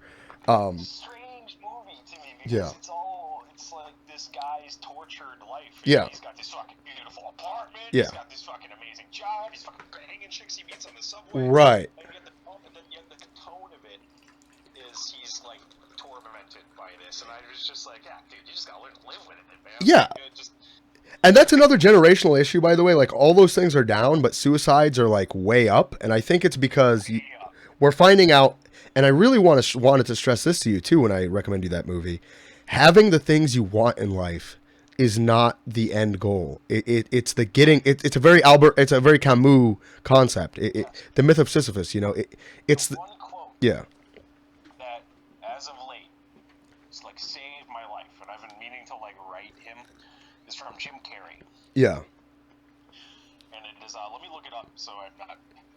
Right, and while you look it up, I'll finish that thought about the myth of Sisyphus. It's the struggle that there's beauty in the struggle of life, and it's when you're in. Get rich and famous, and will have everything they ever dreamed of. So at that point, they will know it is not the answer. Right, exactly right. Yeah. God damn, is that a beautiful fucking quote, man? Yeah. Yeah. Thank God for that. That's what Clark was telling me. That's what Clark told me over the weekend. He's just like, dude, I got a house, I got Right. a great job, he's like, I bang chicks, I live in Denver, I smoke weed. Right. It's just like, but he didn't say it outright, but Yeah. he was basically saying, I have a great life. jealous. Yeah. Oh, okay. I got you. He was saying he was jealous of you. That's different. No, he was saying, well, he's jealous of the struggle. Like, that struggle is fucking so important. And I've really, you more than anyone have taught me how to appreciate it. Thank you. It's not bad. Well, the struggle never ends, and I It's not that bad. right, it's not that bad. That's what brings beauty to life, is the fact that in the midst of it, in the midst of a fight, like I had some shit going on earlier this week and the last 3 weeks, where I was facing some heavy shit, and in the midst of it all, like I was thinking, like, if I was dead, like all my problems would be solved. I wasn't exactly thinking about it. Wasn't suicidal ideation, but it's just kind of like yeah, and I had the foresight to think like but do the best that you can, chin up, and then now. I came out of those 5 fights, in legal arenas, in social arenas, with my school, with my education, with my friends, with my family, and I won every single one of those battles, and I feel like a fucking champ right now because I went through that struggle and I won. And tomorrow there's probably going to be another struggle, and if I work hard enough and I dedicate myself hard enough and I don't give up and quit because it's too stressful. Then I'll feel even better after that. And that's life. And that's what our generation just doesn't fucking understand. Believe it or not. No, unquestionably. Yeah. So I do think, I don't know if you think, I mean, we got about a good 1 hour and 18 minutes into this podcast, but I think that is a great end note to the podcast, that it is the best time to be alive. We just need to learn how to handle it better and educate people on, yes, you have the iPad and the computer and the job and the wife or the girlfriend and you're fucking and you have food at the ready and you have all the things you want and need and you're still not happy. But having the things you want is not the end goal of life. It's like the poet Dave Matthews once said, He's actually, you know, Dave Matthews Band guy, but I always say, like, the philosopher Matthews once said, you know, what I want is what I've not got, but what I need is all around me. And when people can understand that, and understand that Dharmist, you know, Taoist, Buddhist principle of, like, it's not the needing of things that makes us happy and the having of things that makes us happy. It's actually quite contrary to that. It's the struggle of getting it and working for it and earning it. And then when we get it, we're momentarily happy, because all humans, it's human nature to not be satiated. We're insatiable creatures. And at our very core, we will never actually be happy. It's a carrot and a stick far away from us. And only when we get it will we be happy momentarily. And that's why religions promise you eternal bliss, because it's what everybody's looking for in life. Right. And there is not. And that would be boring. Right. I agree. And that, yeah. Boring as fuck. That's why people, right. Also, Yeah. I think this has something to do. Oh, great. I'm straight. What, you took a test? I took a test. I have a 1 on the Kinsey scale. I think I have a 1 too, yeah. Let me tell you the time I learned that I had a 1. I was on Pornhub, jerking off to porn. This was years ago. I don't watch porn anymore, but I was on Pornhub, jerking off to porn, and, like, I saw a butthole, and it looked nice. It was a nice looking butthole. So I clicked, okay? And it was 2 dudes banging each other, and they were banging each other missionary style. And I was like, I didn't even know they could fuck like that. Like, I thought it was always doggy style with faggots. And they were fucking each other like missionary style, and he's jerking the guy off while he's fucking him. I'm like, this is way better than what we got. And then I look down at my dick, and it's flaccid. And I go, oh, okay, well, that settles it. You're straight. So when I was at the Derby on the weekend, you'll love this. Yeah. We had a box sitting with Clark, his cousin, Tarek, his girlfriend, and maybe 2 of Clark's cousins. Nice. Sounds like a good time. The Haruska family's wealth, yeah. The Haruska's and his one cousin's girlfriend. I almost hustled his one cousin's girlfriend away from her. Like, it was like, they, like, get away from this girl. I was just like, oh, Sarah, how are we this evening? She's like, oh, I'm good. We're very interesting. Because the Haruska's, Clark is very interesting thing, but the Haruska's on the whole are very meek. standard. Yeah. Not meek. Boring. Okay. Just they're not going to shove fingers in their assholes. You know what I mean? Yeah. And so sitting, I notice this, again, short hair thing. Yeah. See this area in the back of this Aryan woman's head, just a short cropped hair, very fair skin, wearing the security jackets there, which look like almost like Napoleonic officer jackets. They're red. And I'm just staring at this girl's ass and just like the back of her hair, and I'm just like, God, she has a beautiful. I said to everyone, I'm like, now that is my type. Yeah. And it turns around, and it's maybe a 14-year-old boy. Jesus Christ. It's a little boy. Oh, God. And so I'm sitting there. That's awful. I wasn't embarrassed at all. I was just like, dude, that kid is fucking beautiful. Yeah, but doesn't that make you feel like you're an ephebophile? If not a pedophile, like a ephebophile at least, because he's 14? Like, I was telling everyone that I wanted to walk up to him and encourage him to, like, be a twink. I was like, because he would make so much fucking money. Uh-huh. I was like, dude, this kid would clean fucking house. But that doesn't make me feel like a pedophile. I can appreciate the beauty of a little kid. Keith Newhouse did this when we were in Florida. He's like, oh man, that's either a really beautiful chick, and he goes, oh, little boy, and then he runs it. But no, I was enjoying how little embarrassed I was, and how much everyone else felt I was actually embarrassed. Yeah. Like, they were all laughing at me, like, oh, that's a little kid. I'm yeah. like, dude, that kid is fucking beautiful. Beautiful. Good. Yeah. He's like a fucking young male Audrey Hepburn. Oh, God. That poor kid. Well, actually. Man, like, really feminine. So I was, like, trying to be like, no, what's wrong with you? Right. Like, See, that's another reason why, like that kid, if he was born, you know, in the 70s or the 80s or the 60s, his life would have been brutally terrible. But growing up as an androgynous, beautiful man, you know, in 2017, he's gonna get so much pussy and asshole. That kid's not, his head's gonna spin. So I will refute what your statement in one sense. Okay. In that our generation is having far less sex than previous generations. But is that a bad thing? I think it's a terrible thing. You really think no, I disagree with that. First of all, I disagree with your claim because I think that actually, if you actually get out there and if you get out of your bubble of your own anecdotal evidence. I can look at Rick. No, fuck Rick. No, you'll find that there's no. Wait a minute. Sure, but fuck yeah, and he looks like a gargoyle. Like yeah, obviously looks don't matter. I swear to God, my theory is that he's so frugal and he saves all his money and he just throws money at these women, like takes them out on the nicest restaurants, and that's why he gets laid. I swear to God, that's my theory and I'm sticking with it.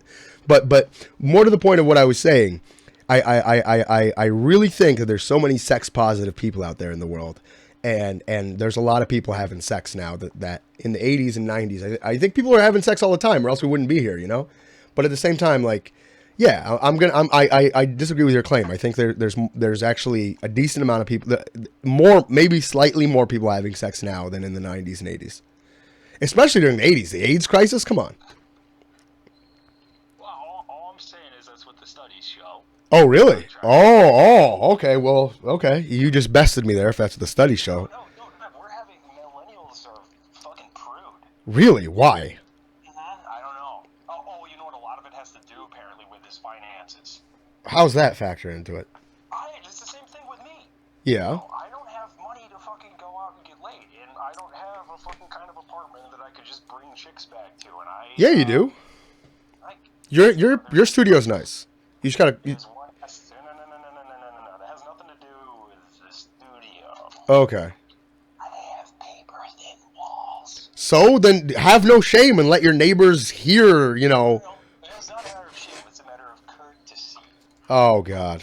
Yeah. It's also courteous, by the way. Yeah. Have lived here for 20 years. Oh, so they'd kick you out. They'd kick you out.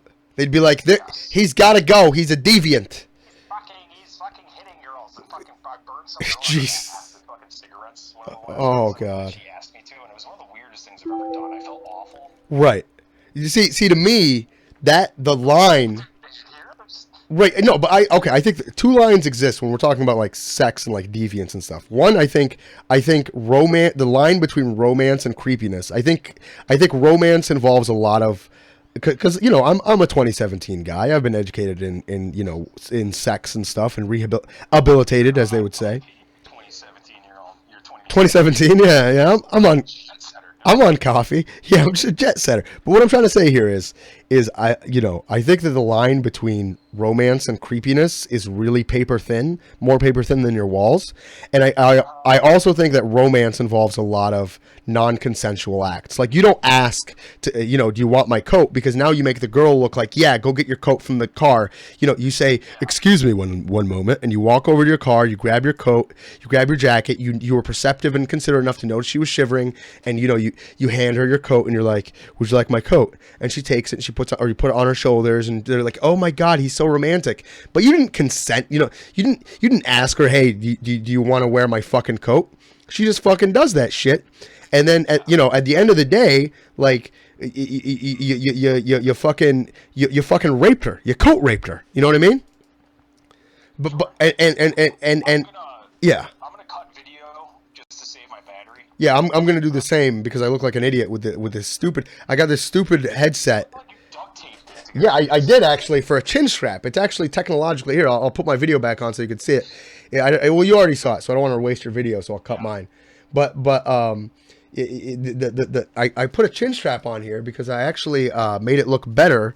So now if I turn my head real fast when I'm playing Counter-Strike or something, the headset stays on my head. You look like a fucking like a kid with like a headset, so he doesn't hurt himself. Yeah, I got like a little retarded kid. I got braces and I got headgear on. Yeah, like the whole thing. Yeah, because I get seizures. Yeah, I get seizures. Yeah, I get seizures, and I'm actually, yeah. Hi guys, I'm 16. I don't know, but he's 16. I think. Oh, he has a lisp. Yeah, he has a lisp. That kid, the kid with a lisp.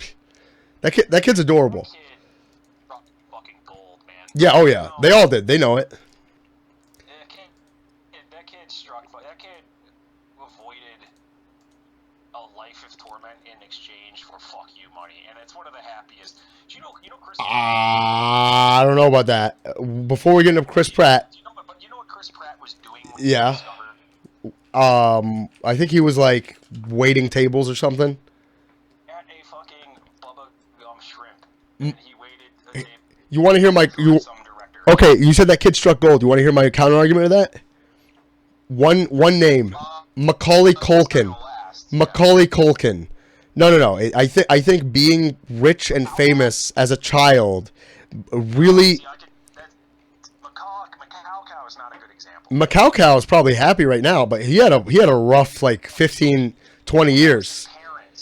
That wasn't him. No, he was like into heroin, dude. He was like paper thin, and he fucking hated his life. Perpetuated by him. No. I saw him. I bet there's track marks on his arms. I followed him kind of a bit because he's a very interesting. Yeah. He's just like just so you know, he is just fine though. But by the way, yeah, no, I know that. Just to say, by the way, I have an idea. No. Yeah. Lindsay Lohan. Yeah. Like that's a great. Okay, sure, but let me say this real quick before we get into that. I just want to state real quickly that I looked at apartments and I have an idea of the like my dream home, and it's actually Macaulay Culkin's house. That's like his loft in New York is like one of the most amazing fucking apartments I've ever, like, that's what I want, that warehouse apartment that he has. Like it's like a $2 million apartment, and it's fucking amazing. Like, so I know a guy who's friends with him. He calls him Macau Cow. Yeah, Macau Cow. And he told me that all that shit is like he's just fine. Oh, I bet. He did all that shit to kind of get him out of the limelight, so people would think he's nuts. But no, he's just a normal dude. His dad fucked him over by taking a lot, Don Kinging him. But he's in a band, the Pizza Underground. It's the Velvet Underground cover. Oh yeah. Like he's doing, like, considering the fact that guy's fine. Like, it's people like Dude. Lindsay Lohan and Do you understand? Wait. Do you understand that Macaulay Culkin's loft is the guy who used to live there before Macau Cow was David Bowie? No, was David Bowie, not Max Landis. Max Landis is a good argument for being rich and young, but I love Max Landis. Me too. I think his work is amazing. That's who I was kind of talking about. Really, in Chicago? Yeah, I met him at the Music Box Theater. You're a lucky fuck. You know that? Yeah, I was just like, Max Landis, like, because I Yeah. saw him on Red Letter Media, and he's friends with the Yeah. Red Letter Media crowd. So I was talking to him, and it was as if we knew each other. It was kind of weird. Yeah. Did you ever see his thing about wrestling? Is it wrestling? No. You've never seen? Okay, you need to watch his short film Wrestling. It's on YouTube. It's amazing. It's like it's one of the greatest things I've ever watched. It's one of the greatest. Yeah, it's his probably that's his magnus opus. That's his greatest work as far as I'm concerned. I'm a big fan of him. He makes shitty movies for the most part. But Oh, you haven't watched Wrestling Isn't Wrestling. It's a 24-minute like educational parody film. It's not for profit. I'm gonna email it to you. Okay. All right. Great. Okay. Never mind. no, I got it. Yeah. I'm looking at it. Okay. We should actually just end the podcast so you can watch it. No, I'm just kidding. It's our age too. It's just Oh, yeah, but you know who his fucking this kid was born with a silver spoon up. Yeah, he was born with a silver spoon up his ass, and his fucking daddy was like, at first it's like yeah, John Landis, the director. Like don't get me wrong. I think I think Max Landis. I love his work. I like Wrestling Isn't Wrestling, but like he had opportunities that I didn't. You know. Oh, dude, I mean, that shit.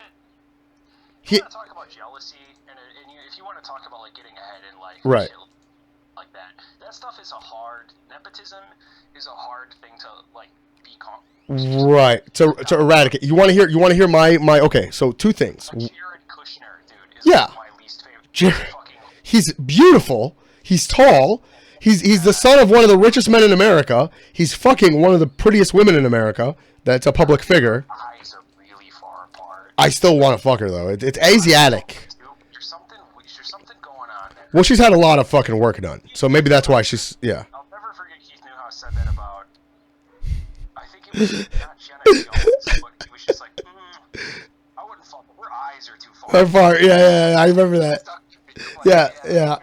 That's a reason. That's a good reason.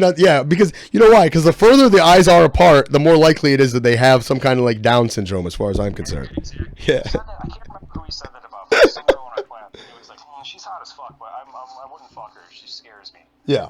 No offense to anybody who has Down syndrome, by the way. I think Down syndrome people are some of the coolest people I've ever met. Some of those people aren't right, man. One of my cousins has it. And, yeah. Exactly. She's independent. Yeah. She lives on her own. She's doing great. Really? Every time I saw her, wow, she's doing better than you.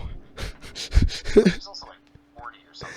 Yeah. She works at like a jewel or something. Yeah. See, that's what I believe. I believe in like make them independent. Like you ever hear like the cow Cincinnati Freedom how it like jumped the fucking fence to get away? Like if that's if the future is what you disagree with what? As someone who could and continues to be could have been really helped by my family. Yeah. I think that whole thing is misguided. What whole thing? If I never have kids, I would never do that to them. What? Just make them independent? No, I don't agree. No, I don't agree with the pull yourself by be like here. Throw. I think. Yeah. Helping someone become independent and then just like kicking them out into the world. Oh yeah.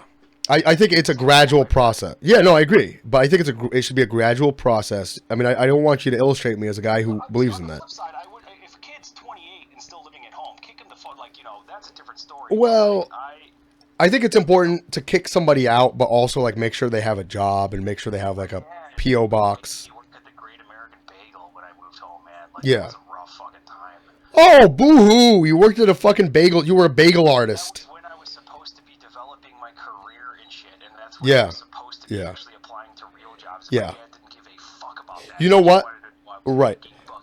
And I think he had that whole Republican mindset of like he needs to know the value of a dollar, but in reality, I think the important thing the important thing I think is like what's best for Joseph Guinta right now. And if I was your dad, what I would have done is I would have said, okay, son, you don't have to pay rent. It's a tough time. There's a recession going on. Here's what you should do. And I'd say, son, here's my advice to you. It's unsolicited, but you live under my fucking roof, so you're going to listen to my fucking advice. I want you to go and volunteer, get involved, do some extracurricular activities, get involved, do some volunteering. My dad thinks volunteering is for schmucks. Well, your dad's a fucking schmuck, and that's probably why he's fucking your wife. You don't understand. It sucks that I feel this way because I do miss him in a weird way. But he's not a good person. Oh, I no. had to come to terms with this, and it's not an easy thing to come to terms with. Yeah. It's like, dude, you're a fucking problem. Yeah, no, that's another. I think that's another thing. Yeah. He does nothing but bitch about. You do nothing to society. He doesn't pay taxes? Dude. He listens to Rush Limbaugh and oh God. His freedoms are being taken well, away. that's what I'm. Yeah. I think I said this earlier. I think I said like I went on a whole spiel, my whole rant on like the generations before us didn't start the fire, but at the same time the buck didn't stop there. And there's three categories. There's a category like your dad, who's like this fucking ignorant libertarian. Pull yourself up by your bootstraps. Yeah.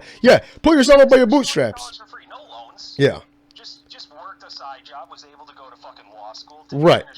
And it was different. My brother has that argument all the time. Like it was like it's not the 70s anymore. It would be so much more easy to be successful in those years. If I was in my position in 1975, I would be a fucking loser. Well, yeah, now. But if you were given all the things that you were given that's what I'm saying. in high school. If I had a bachelor's degree in 1975 and I fucking had all my work experience and I studied at the WHO and went to Switzerland and worked at all these places and worked at a think tank for 4 years and I was unemployed. Yeah, but that wouldn't have happened. But that's the thing.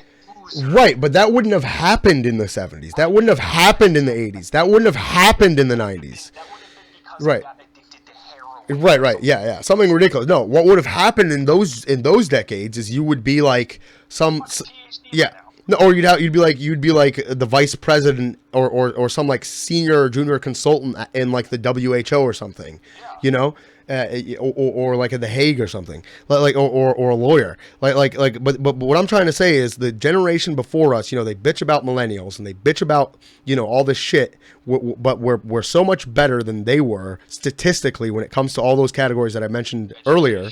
Right.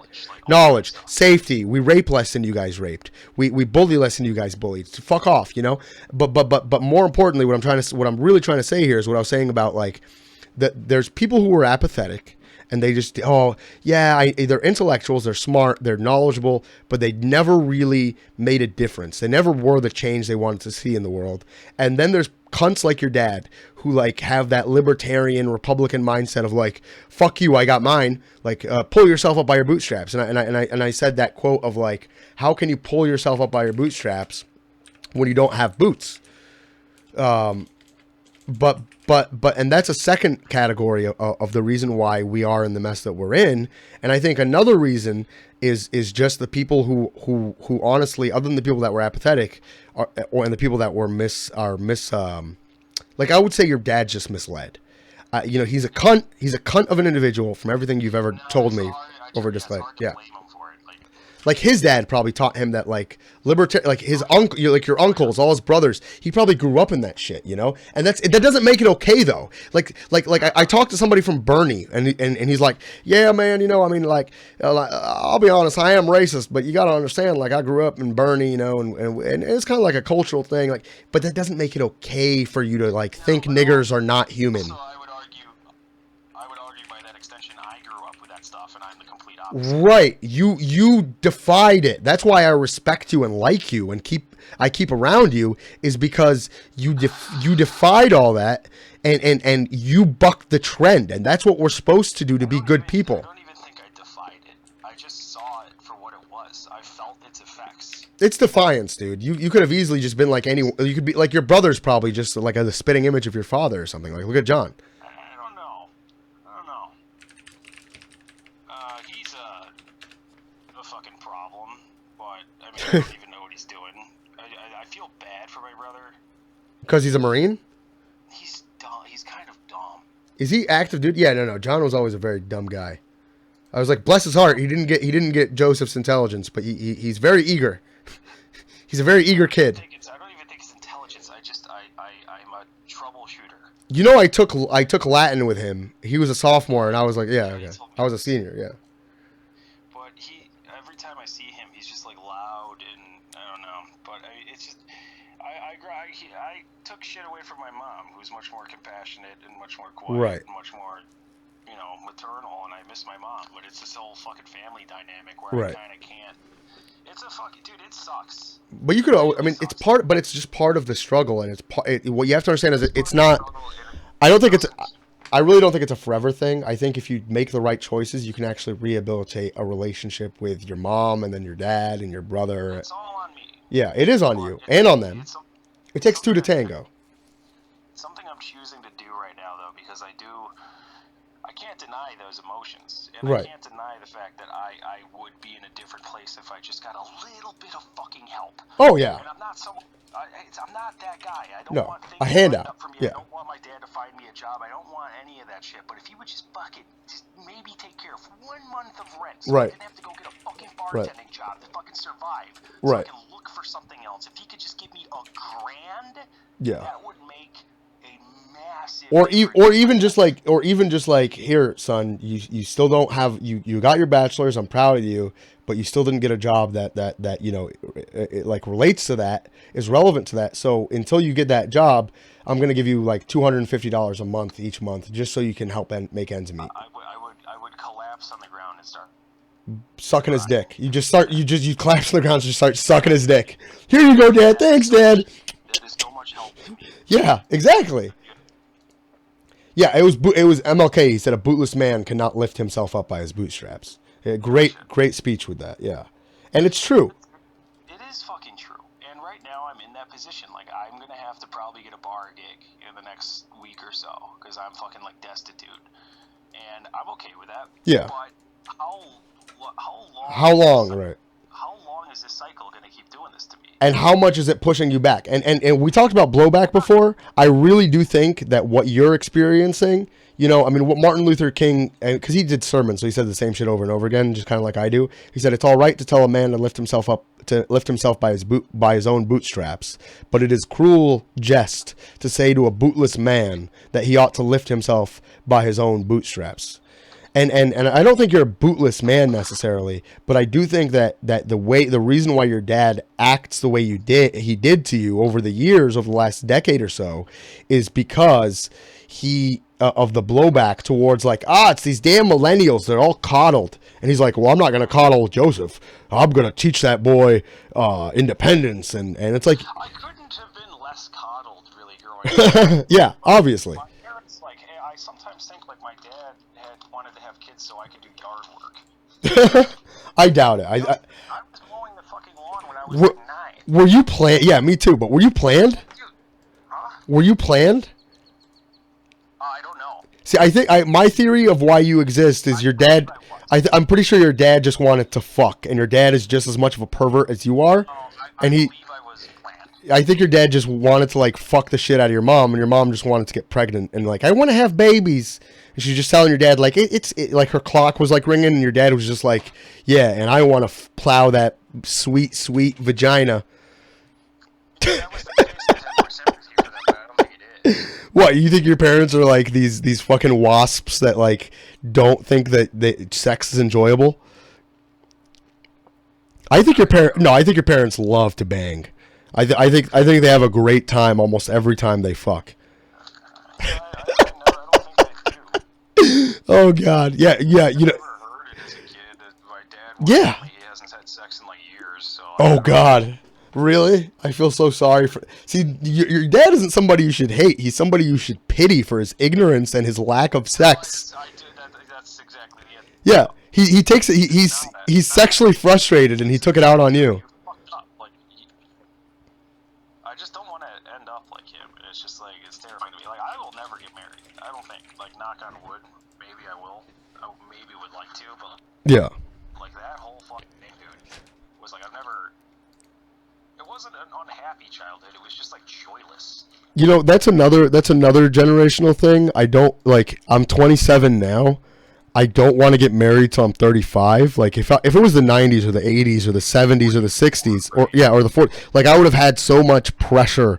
Like, are you a homosexual? Why aren't you married? Go get married. And I'd be like 22, married, hating my fucking wife, and like arguing with her all the time. Like, fuck that. No, thank you. I'd rather just have a nice, positive, monogamous relationship with a girlfriend who I respect and admire, and I don't have to give her all my shit when she figures out that I'm a complete fucking maniac and like I have anger issues and dumps me for some better looking, more like courteous man. My God, it's one of my favorite Stanhope bits, which is if marriage didn't exist, Yeah. would you invent it? Would you invent? Yeah, exactly. Would you invent it? Right. Yeah. Would you ever be like, hey, baby, Yeah. what we got together is so good, let's get the government in on Yeah. this. Yeah. Fucking courthouse, and let's incorporate our taxes together, and let's make it impossible to ever get out of this if something bad happens, and let's go do a crazy rain dance under a pole in front of a fucking priest Right. who's gonna fucking you would just stay together like penguins. All my favorite comedians actually have a bit on that. George Carlin has the bit where he talks about the sanctity of marriage, and then Greg Giraldo has the bit. Greg Giraldo has this bit where he's like, "Being gay would be great. Are you kidding me?" Because he's like talking about like gay marriage. It's like, gay marriage. He's like, being gay would be great. Are you kidding me? He's like, just two dudes. You telling me I get to fuck my best friend? He's like, instead of being married, you're pulling out of the driveway from your mother-in-law's house, and your wife was arguing with you about that time where you said something 2 years ago that you don't really remember what you said, but maybe you did say it, and it's she's grilling you about it, and it's like, and you have to like apologize for something that you didn't really say, and like, but being married to a dude would be great. You guys could just shut the fuck up, listen to the radio, and have a good time. I can't remember what comedian said this, but I just love this quote, which is, I will get married when I'm 100% certain that nothing good will ever happen to me. Yeah. Which is never, by the way. Right. Yeah. I will get married when I'm 100% certain that I'm not gonna fucking make it big and have a yacht and fucking be able to just have cruise yeah. to fucking Belize and bang fucking native chicks Eddie and catch crazy cases. Eddie Murphy talks about that too, where he talks about like in his special. Well, it's funny, What? that guy ruined his fucking career by getting married. Yeah. And he, I mean, I remember somebody like I brought up Eddie Murphy. Who was like, "Oh, that he fucked a transsexual," and I'm like, "So he's funny. Like, I don't care if you fuck transsexuals. Like, go the fuck ahead. If you're funny, you're funny." Have you seen some of them? Yeah, I've seen some trannies. Transsexuals that you would fucking absolutely I don't think I'm ever gonna be into it. I don't watch porn. I think I'm better for it, and I'm not. you definitely are. Fuck me up. You know what's Or worse. the closest thing I've been to like liking transsexual, and I hate to admit this, but I think honesty is good. That's one of my policies. But throughout my entire life, like I've always not been into big hips until I met this girl who was like the love of my life, this Swede, that the one who got away. Because she had pretty decent hips, but like to me, a 1-to-1 shoulder to hip ratio just turned me on, and that's like the gayest thing about me. I think is like I've never really been into like massively like I like hips now, mostly because of the aforementioned Swede, but like a girl that's got nice like a shoulder to hip ratio that isn't like massive hips and small shoulders just does it for me. That's like that's the closest I get to digging trannies. But other than that, I'm not really into the whole masculine features thing. I like high cheekbones, and a lot of trannies have that. I'm not a big fan of like big masculine jaws. I think I got a big enough jaw for both of us and the chin of a space marine. So from Warhammer 40K. So Joseph, what Greg Giraldo said was he goes, George Bush says 2 gay people getting married would violate the sanctity of marriage. The sanctity of marriage. The sanctity. He goes, is anybody here married? Does it feel like a gift from God to you? Sanctity of marriage. He's like, you could get married. You could get married in Vegas at 5 o'clock in the morning to a toothless crack whore. To a toothless crack whore you met 15 minutes ago.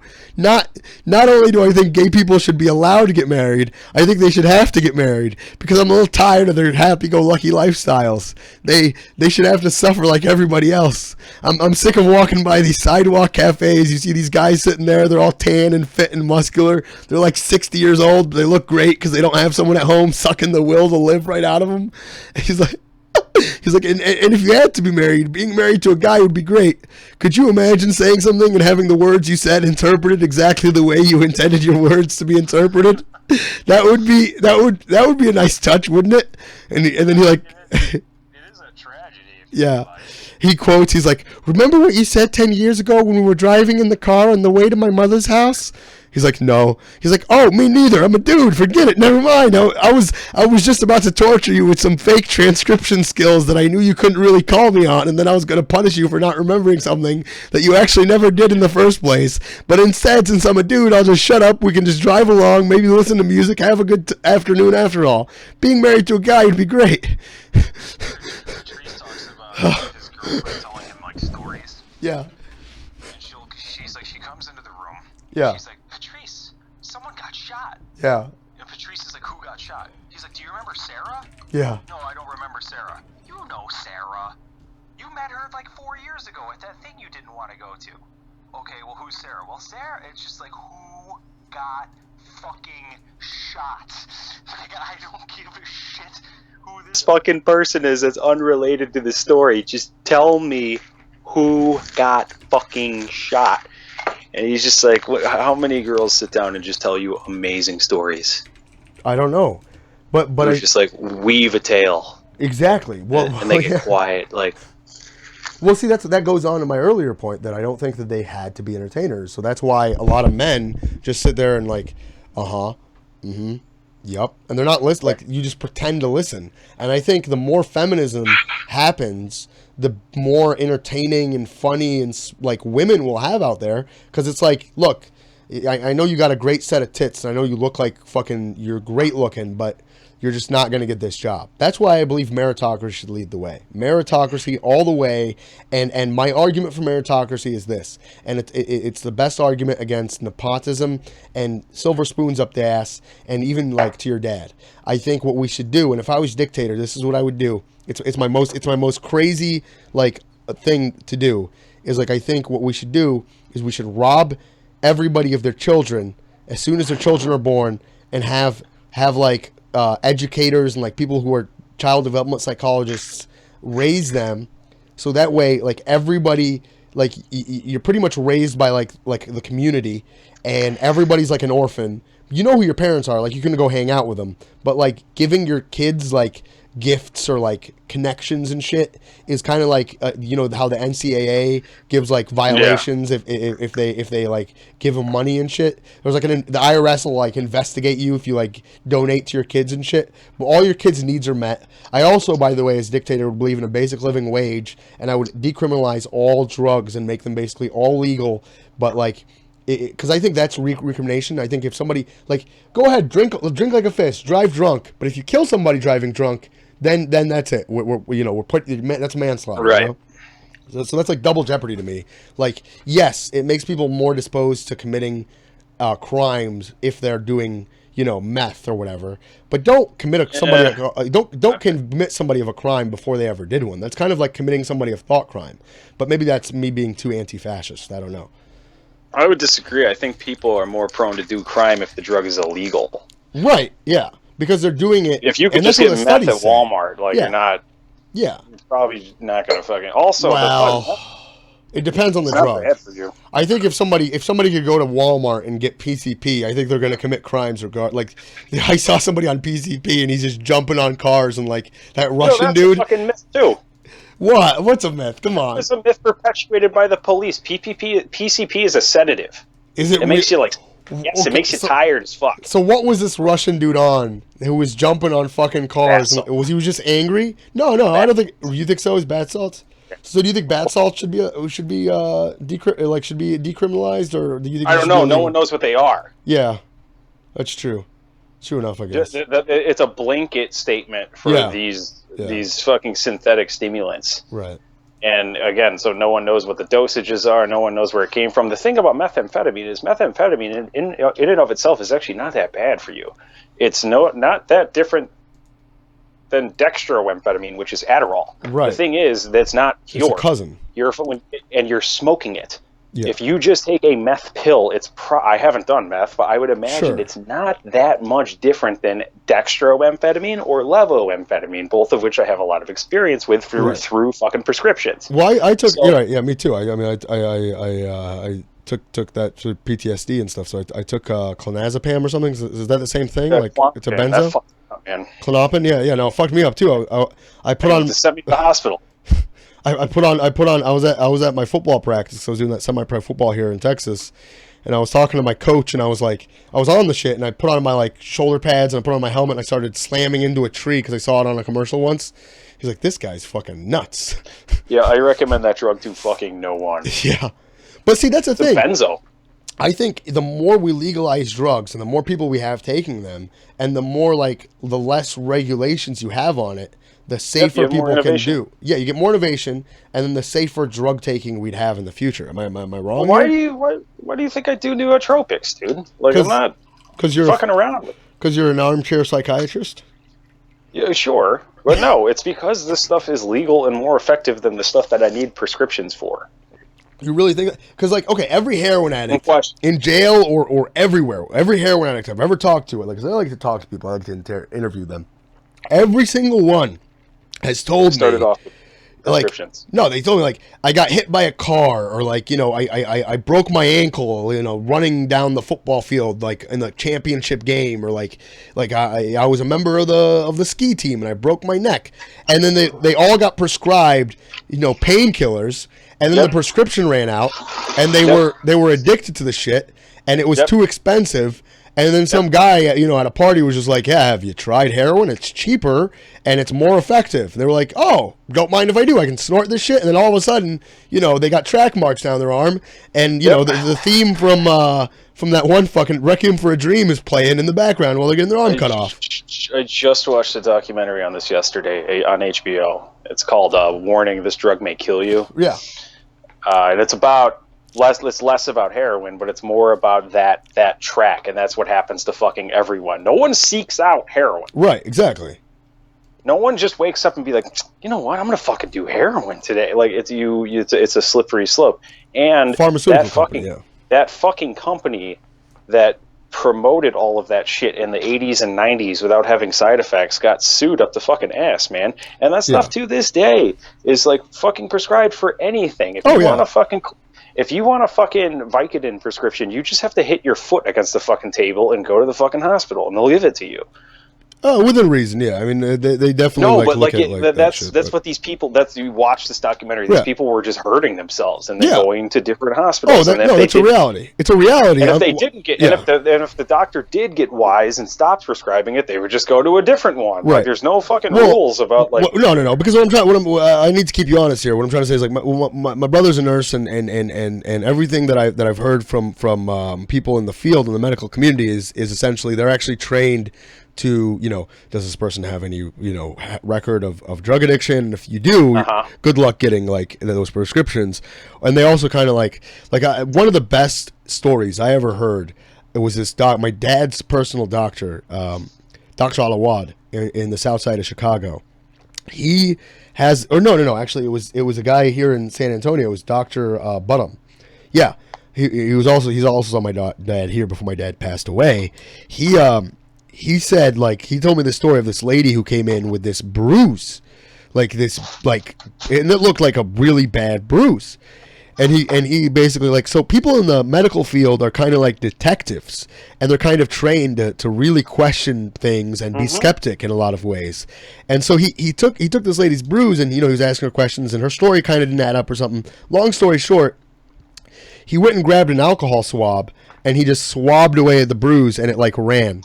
And apparently this lady was just a brilliant makeup artist, and she was just and she made up this excuse, and he goes, all right, and she left his office. I think she was trying to say her husband beat the fuck out of her or something, I don't know, and or that she needed it because she broke her collarbone and she needed medication for it. But to me, I really got to clear you up there. I really think that the nurses and the doctors and the medical community are actually very vigilant about that sort of thing. QED, motherfucker. That's what your silence means. I just knocked that one out of the park.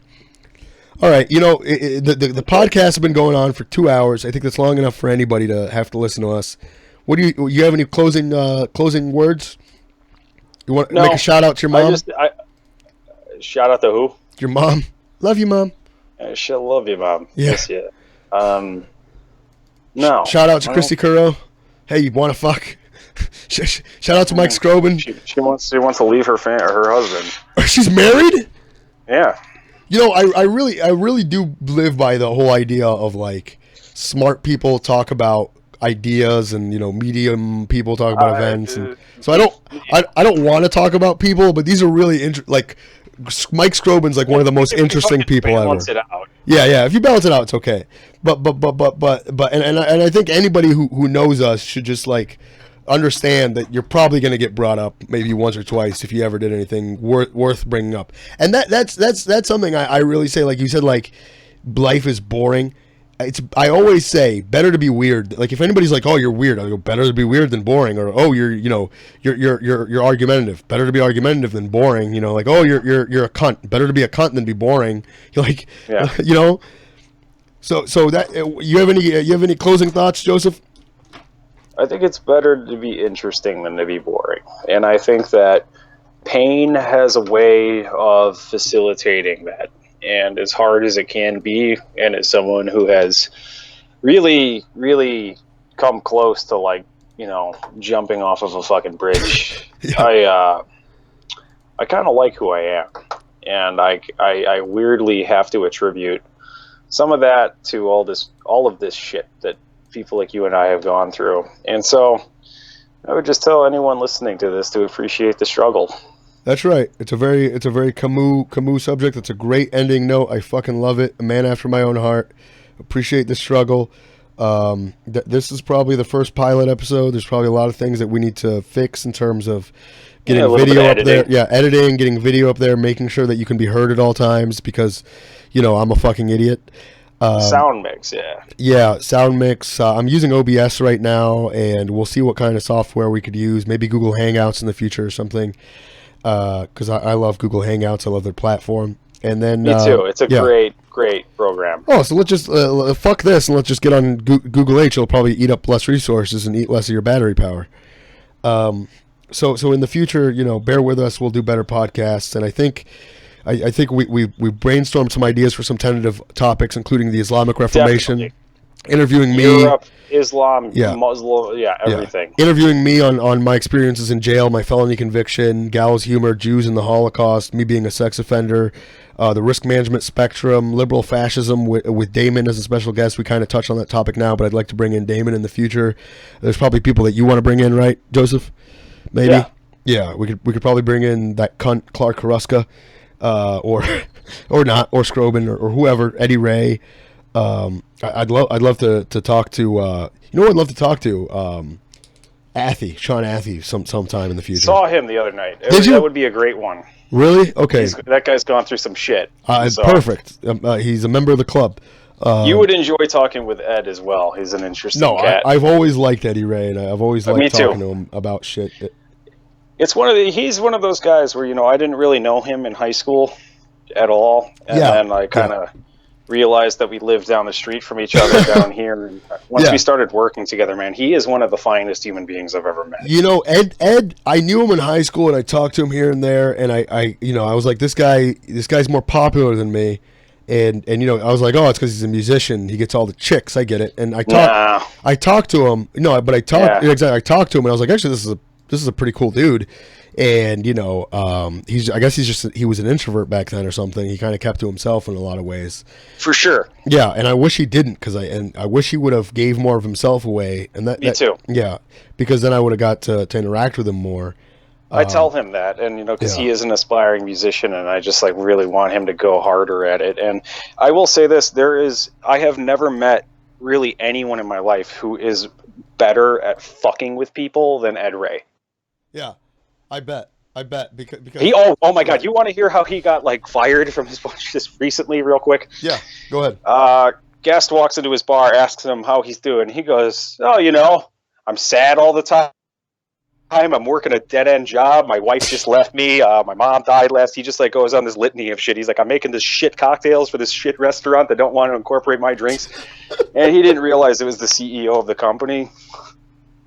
I would have hired. See, if I was CEO of that company, he didn't get fired, but he ran into the back, and he was just like, "Who the fuck is this guy?" Yeah, no, exactly. I would have ran to the back and said, "I want to hire this guy for my next bar mitzvah." So he's on thin fucking ice, but that's just nah. What I've learned is honestly when you speak from the heart, most genuine people. Yeah, when you speak from the heart and you're genuine, and that's why I carry myself as the expressive cunt that I am, and I got nothing to hide. Is because I found when you're honest with people, it actually opens up doors. And you know what? The people who don't like you are not going to like you anyway. And I'd rather be I'd rather be hated for who I am than loved for who I'm not. I agree, and I think that's a trick to picking up chicks too. Oh yeah, absolutely. Well, not. You're not going to fucking women who don't like you are not going to fuck you, and women who like you are going to fuck you. And it doesn't make sense to try to get women who don't like you to like you. You just got to find the ones that jive with you. Absolutely, trust me. As a sex offender, I couldn't agree more. I figured you were going to say as a guy who's banged hundreds of women, but no. I thought it was more funny to say, you're like, girls that don't want to fuck you are not going to fuck you. I was like, yeah, well, somebody was a sex assault conviction. Yeah. I would also encourage any listeners to try to have more sex because it's something I wish I have, and not for any sort of a numbers game and not for any sort of gloating or even self-esteem, but it just increases levels of oxytocin in the brain and it can make your life a little bit easier. That's okay. That's something we need to talk about. Sex as a subject, because I'm going to come from the other side. Oh God, you're going to fucking chew me a new asshole. No. I'm looking forward to that one. No, and I'm going to say this for anybody listening. I think it's more important actually to have safe, positive sex with somebody. Yeah. With somebody. Wait a minute. With somebody who you have a connection with, because I have had stranger sex. And I'm fucking a girl doggy style, and it should be great. It should be shooting over the moon, and I'm not happy. I'm looking into her brown hole, in her brown eye. I'm looking into the most. It's my least favorite position. It's my favorite, but I'm looking into her butthole, and I'm plowing her up her nice sweet pussy, and I couldn't. And I'm like, this is it. This is what I like talked to this dumb bitch for like 5 hours for this. It's another Stanhope bit. Yeah, I'm like, this is what I did all that work. Like, it's not worth it. Sex is not that great. Yeah, sex is not that. It really isn't. But sex, and it ends the same way. It's a movie that ends the same way. Oh, it's one of my favorite bits. Oh, she had a PhD. Blort. Yeah. Oh, she was really interesting. Blort. We'll see. And we had a blort. See, okay. It's the same goddamn thing. That's why I would recommend. I think healthy masturbation's good because you get the same dopamine like release. But what I do like actually is I do think everybody should have like skin to skin contact. And if you were gonna make the argument from just like that's what I'm getting at. Yeah, skin to skin contact. It's not. That is exactly my point. It's not about the sex. I wish I touched more women. Yeah, no, that it doesn't have to be a woman, by the way, Joseph. You could just get naked with Eddie Ray or Mike Scroban and get under the sheets with them and just cuddle each other all night, and you'd get the same skin to skin contact benefits. I know it's an old joke I've been saying since high school, but I really do wish I was gay. Yeah, me too. Could you imagine if we just were fucking and it just couldn't. Like, it would be amazing. We'd be we're both ones on the Kinsey scale apparently, but we'd just be the happiest like gay couple ever. You'd be white, I'd be black, ebony and ivory. It'd be great. We'd be a power couple. We'd be marching in Pride every year. I wouldn't be a sex offender. Like, life couldn't be better than that. If I could fuck Rick and then we could smoke cigarettes and watch Seinfeld and Afterglow, that would be better than any fucking woman I've ever been with. I know, right? It's so sad, but I have hope for us. I think eventually. I do too. I think it's an age thing. Yeah, I do too, and I think everybody listening here, that's what I'd stress. Not just have like random, like have as much sex as you can, but try to find somebody you can connect with. If you're gonna do that, be adventurous. Like, actually, don't just go out and get laid. Like, go to a gangbang, go to a bukkake. Jesus. Like. No. No, I'm serious. Like, because ultimately you realize that shit's not that weird, and it's one of those things too, where once you do that, you can go through the rest of your life knowing that you did it, as opposed to wonder what if. Very, very well said. Now, Mike. Go ahead. So I'm just saying, because I have one next week. Because I'll have 2 gangbangs under my fucking belt. It all of a sudden is weirdly not this fantastical thing to me. Right. Anyone, you know what I mean? It's just an easier thing to live with. You demystified it, yeah. Yes, you want to demystify this shit to you. That's why it's important to fucking get. And by the way, I'm going to just say something because I think it's very, very relevant to the whole topic of this podcast.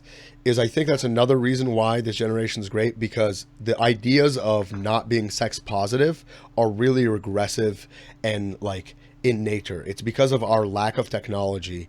It's because of our lack of like ideas. Because back in the day, if you had random sex and you had gangbangs, you could, get pregnant, which is the most like costly thing for what you have to carry this parasite for 9 months and then like go through all this shit. Well, guess what? We invented birth control, bitch. So now, there's that cost is gone. And thanks to technology and progress, now, I wanted for the longest time, actually, back in 2010, to develop a device that worked like pricking a needle into somebody to grab their blood sugar. Well, how about we have a device where you prick a needle in somebody, and I believe somebody actually beat me to this, and they scoop up the blood, and like the readout says like, you got AIDS, bitch, which is another Greg Giraldo bit. Yo, Monica, you got AIDS, bitch, but or like, you have this STD or that STI. Well, okay, so So there's no risk of STI, there is if you my friend just got clap. If you do the right time. Well, okay, I've had the clap before. And guess what? I went down to the doctors. I took a pill for it. It's not a problem. And it's not a problem. It went away. Like, I'm fine now. My dick's just as large and just as handsome.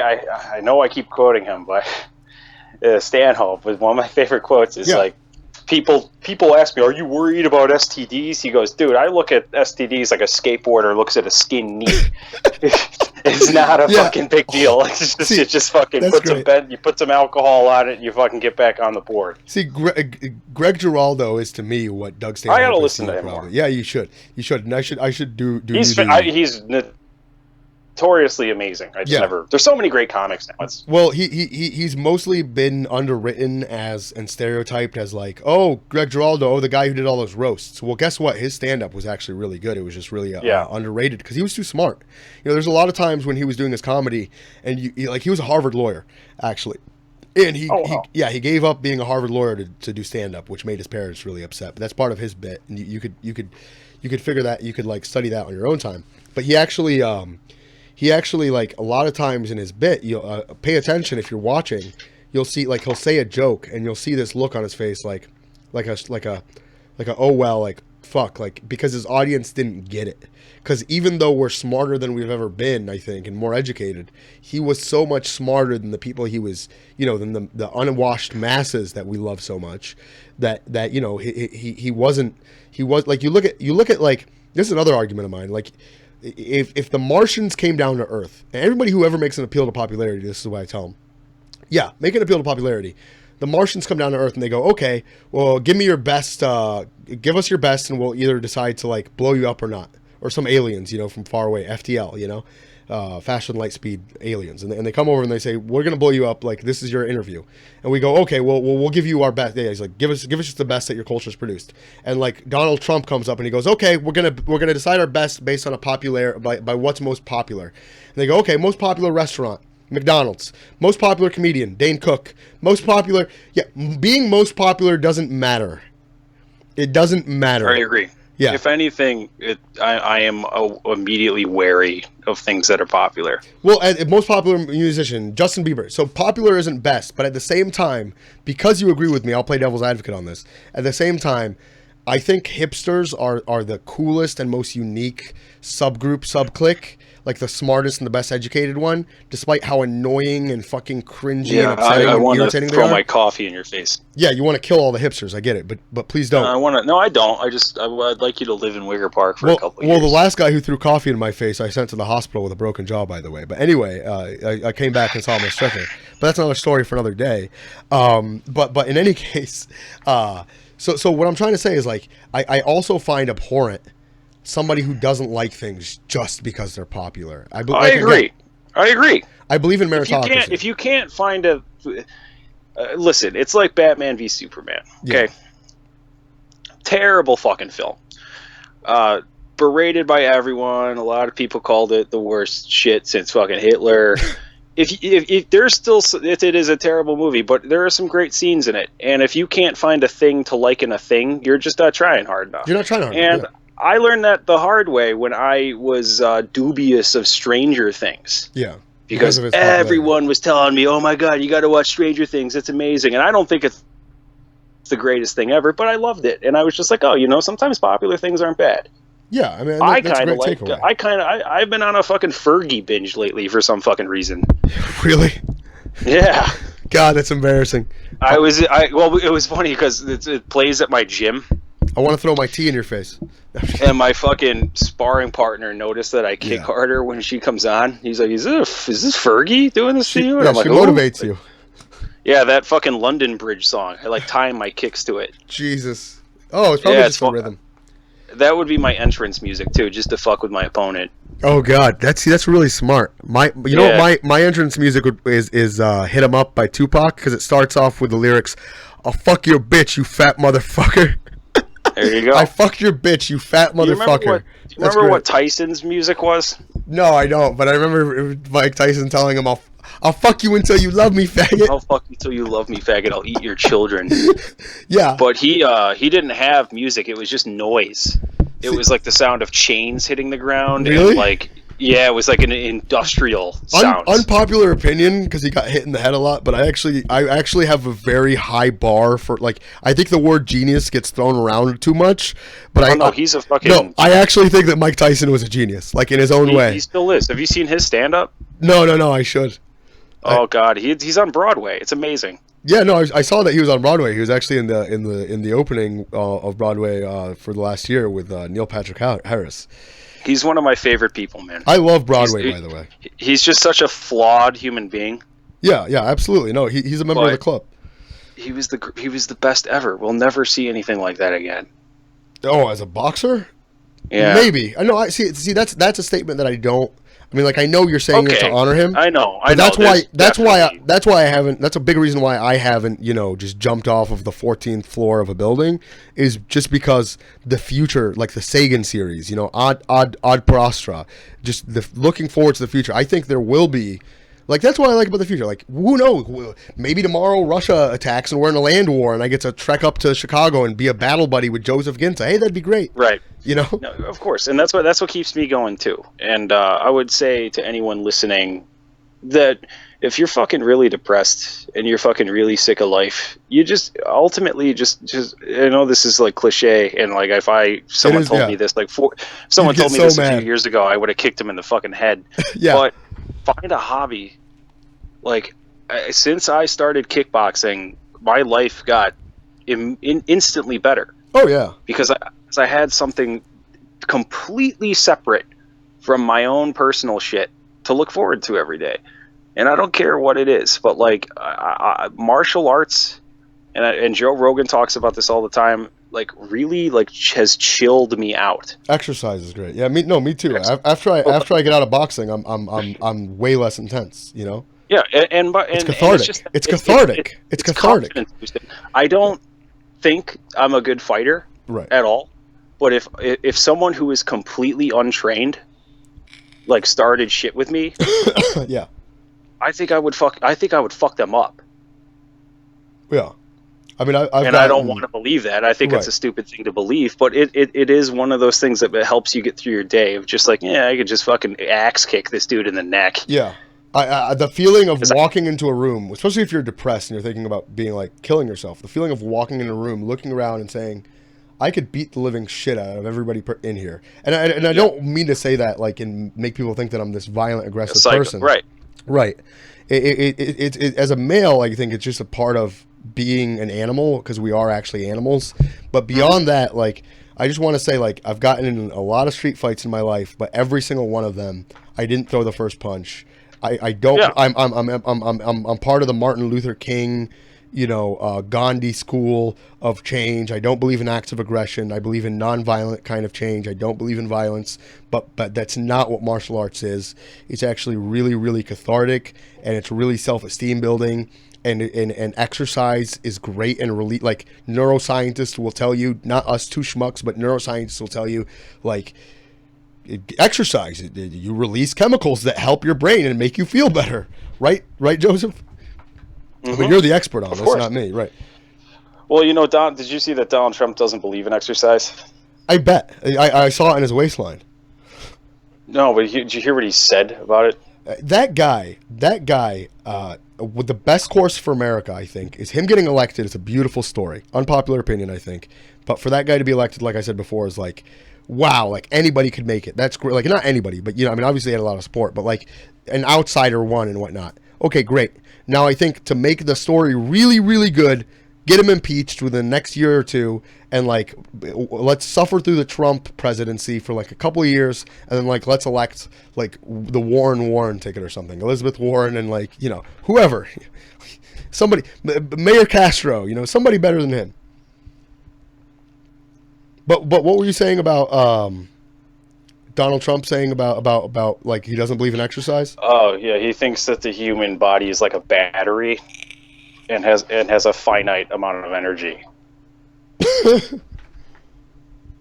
I mean, has he taken a chemistry course? Does he understand that like energy can neither be created nor destroyed? Does he understand like how the laws think he understands entropy? Okay, well, the conservation of energy. It's a law. I would pay out of my. I'm not rich by any means, but I would pay for like a chemistry professor, to just sit down with Donald Trump.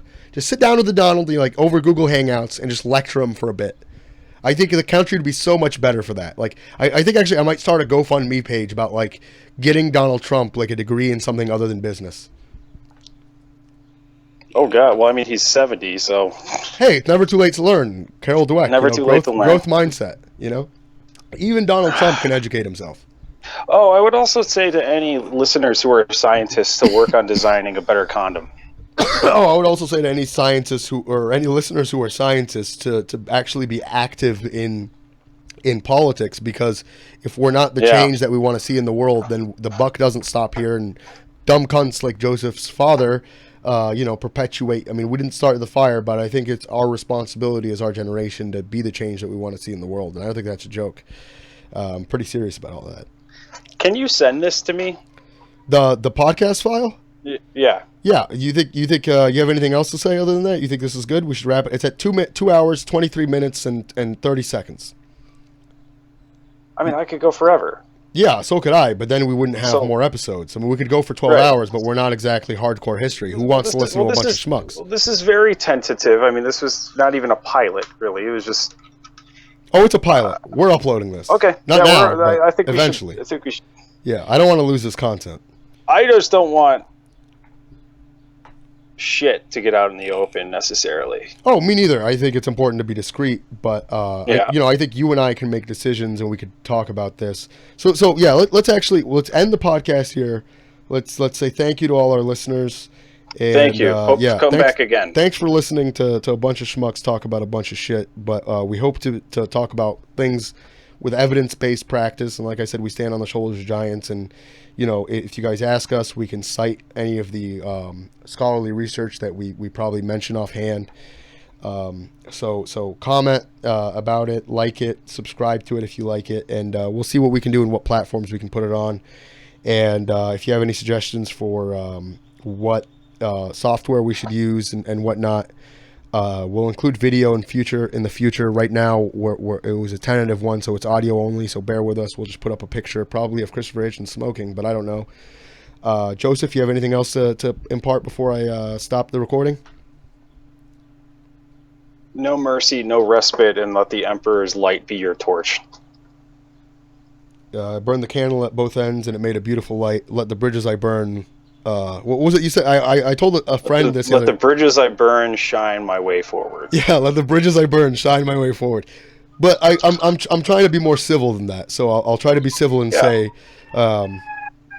thanks for listening, and I hope that in the future, we can have people actually listen to us routinely. Thanks for being a part of that. All right. Even if it's 50 people, man, that would be huge. All right. So we're signing off. Joseph, you have anything else to say? No. Do you have anything to say, Moncef? Yeah. To everybody listening, fuck your cunts.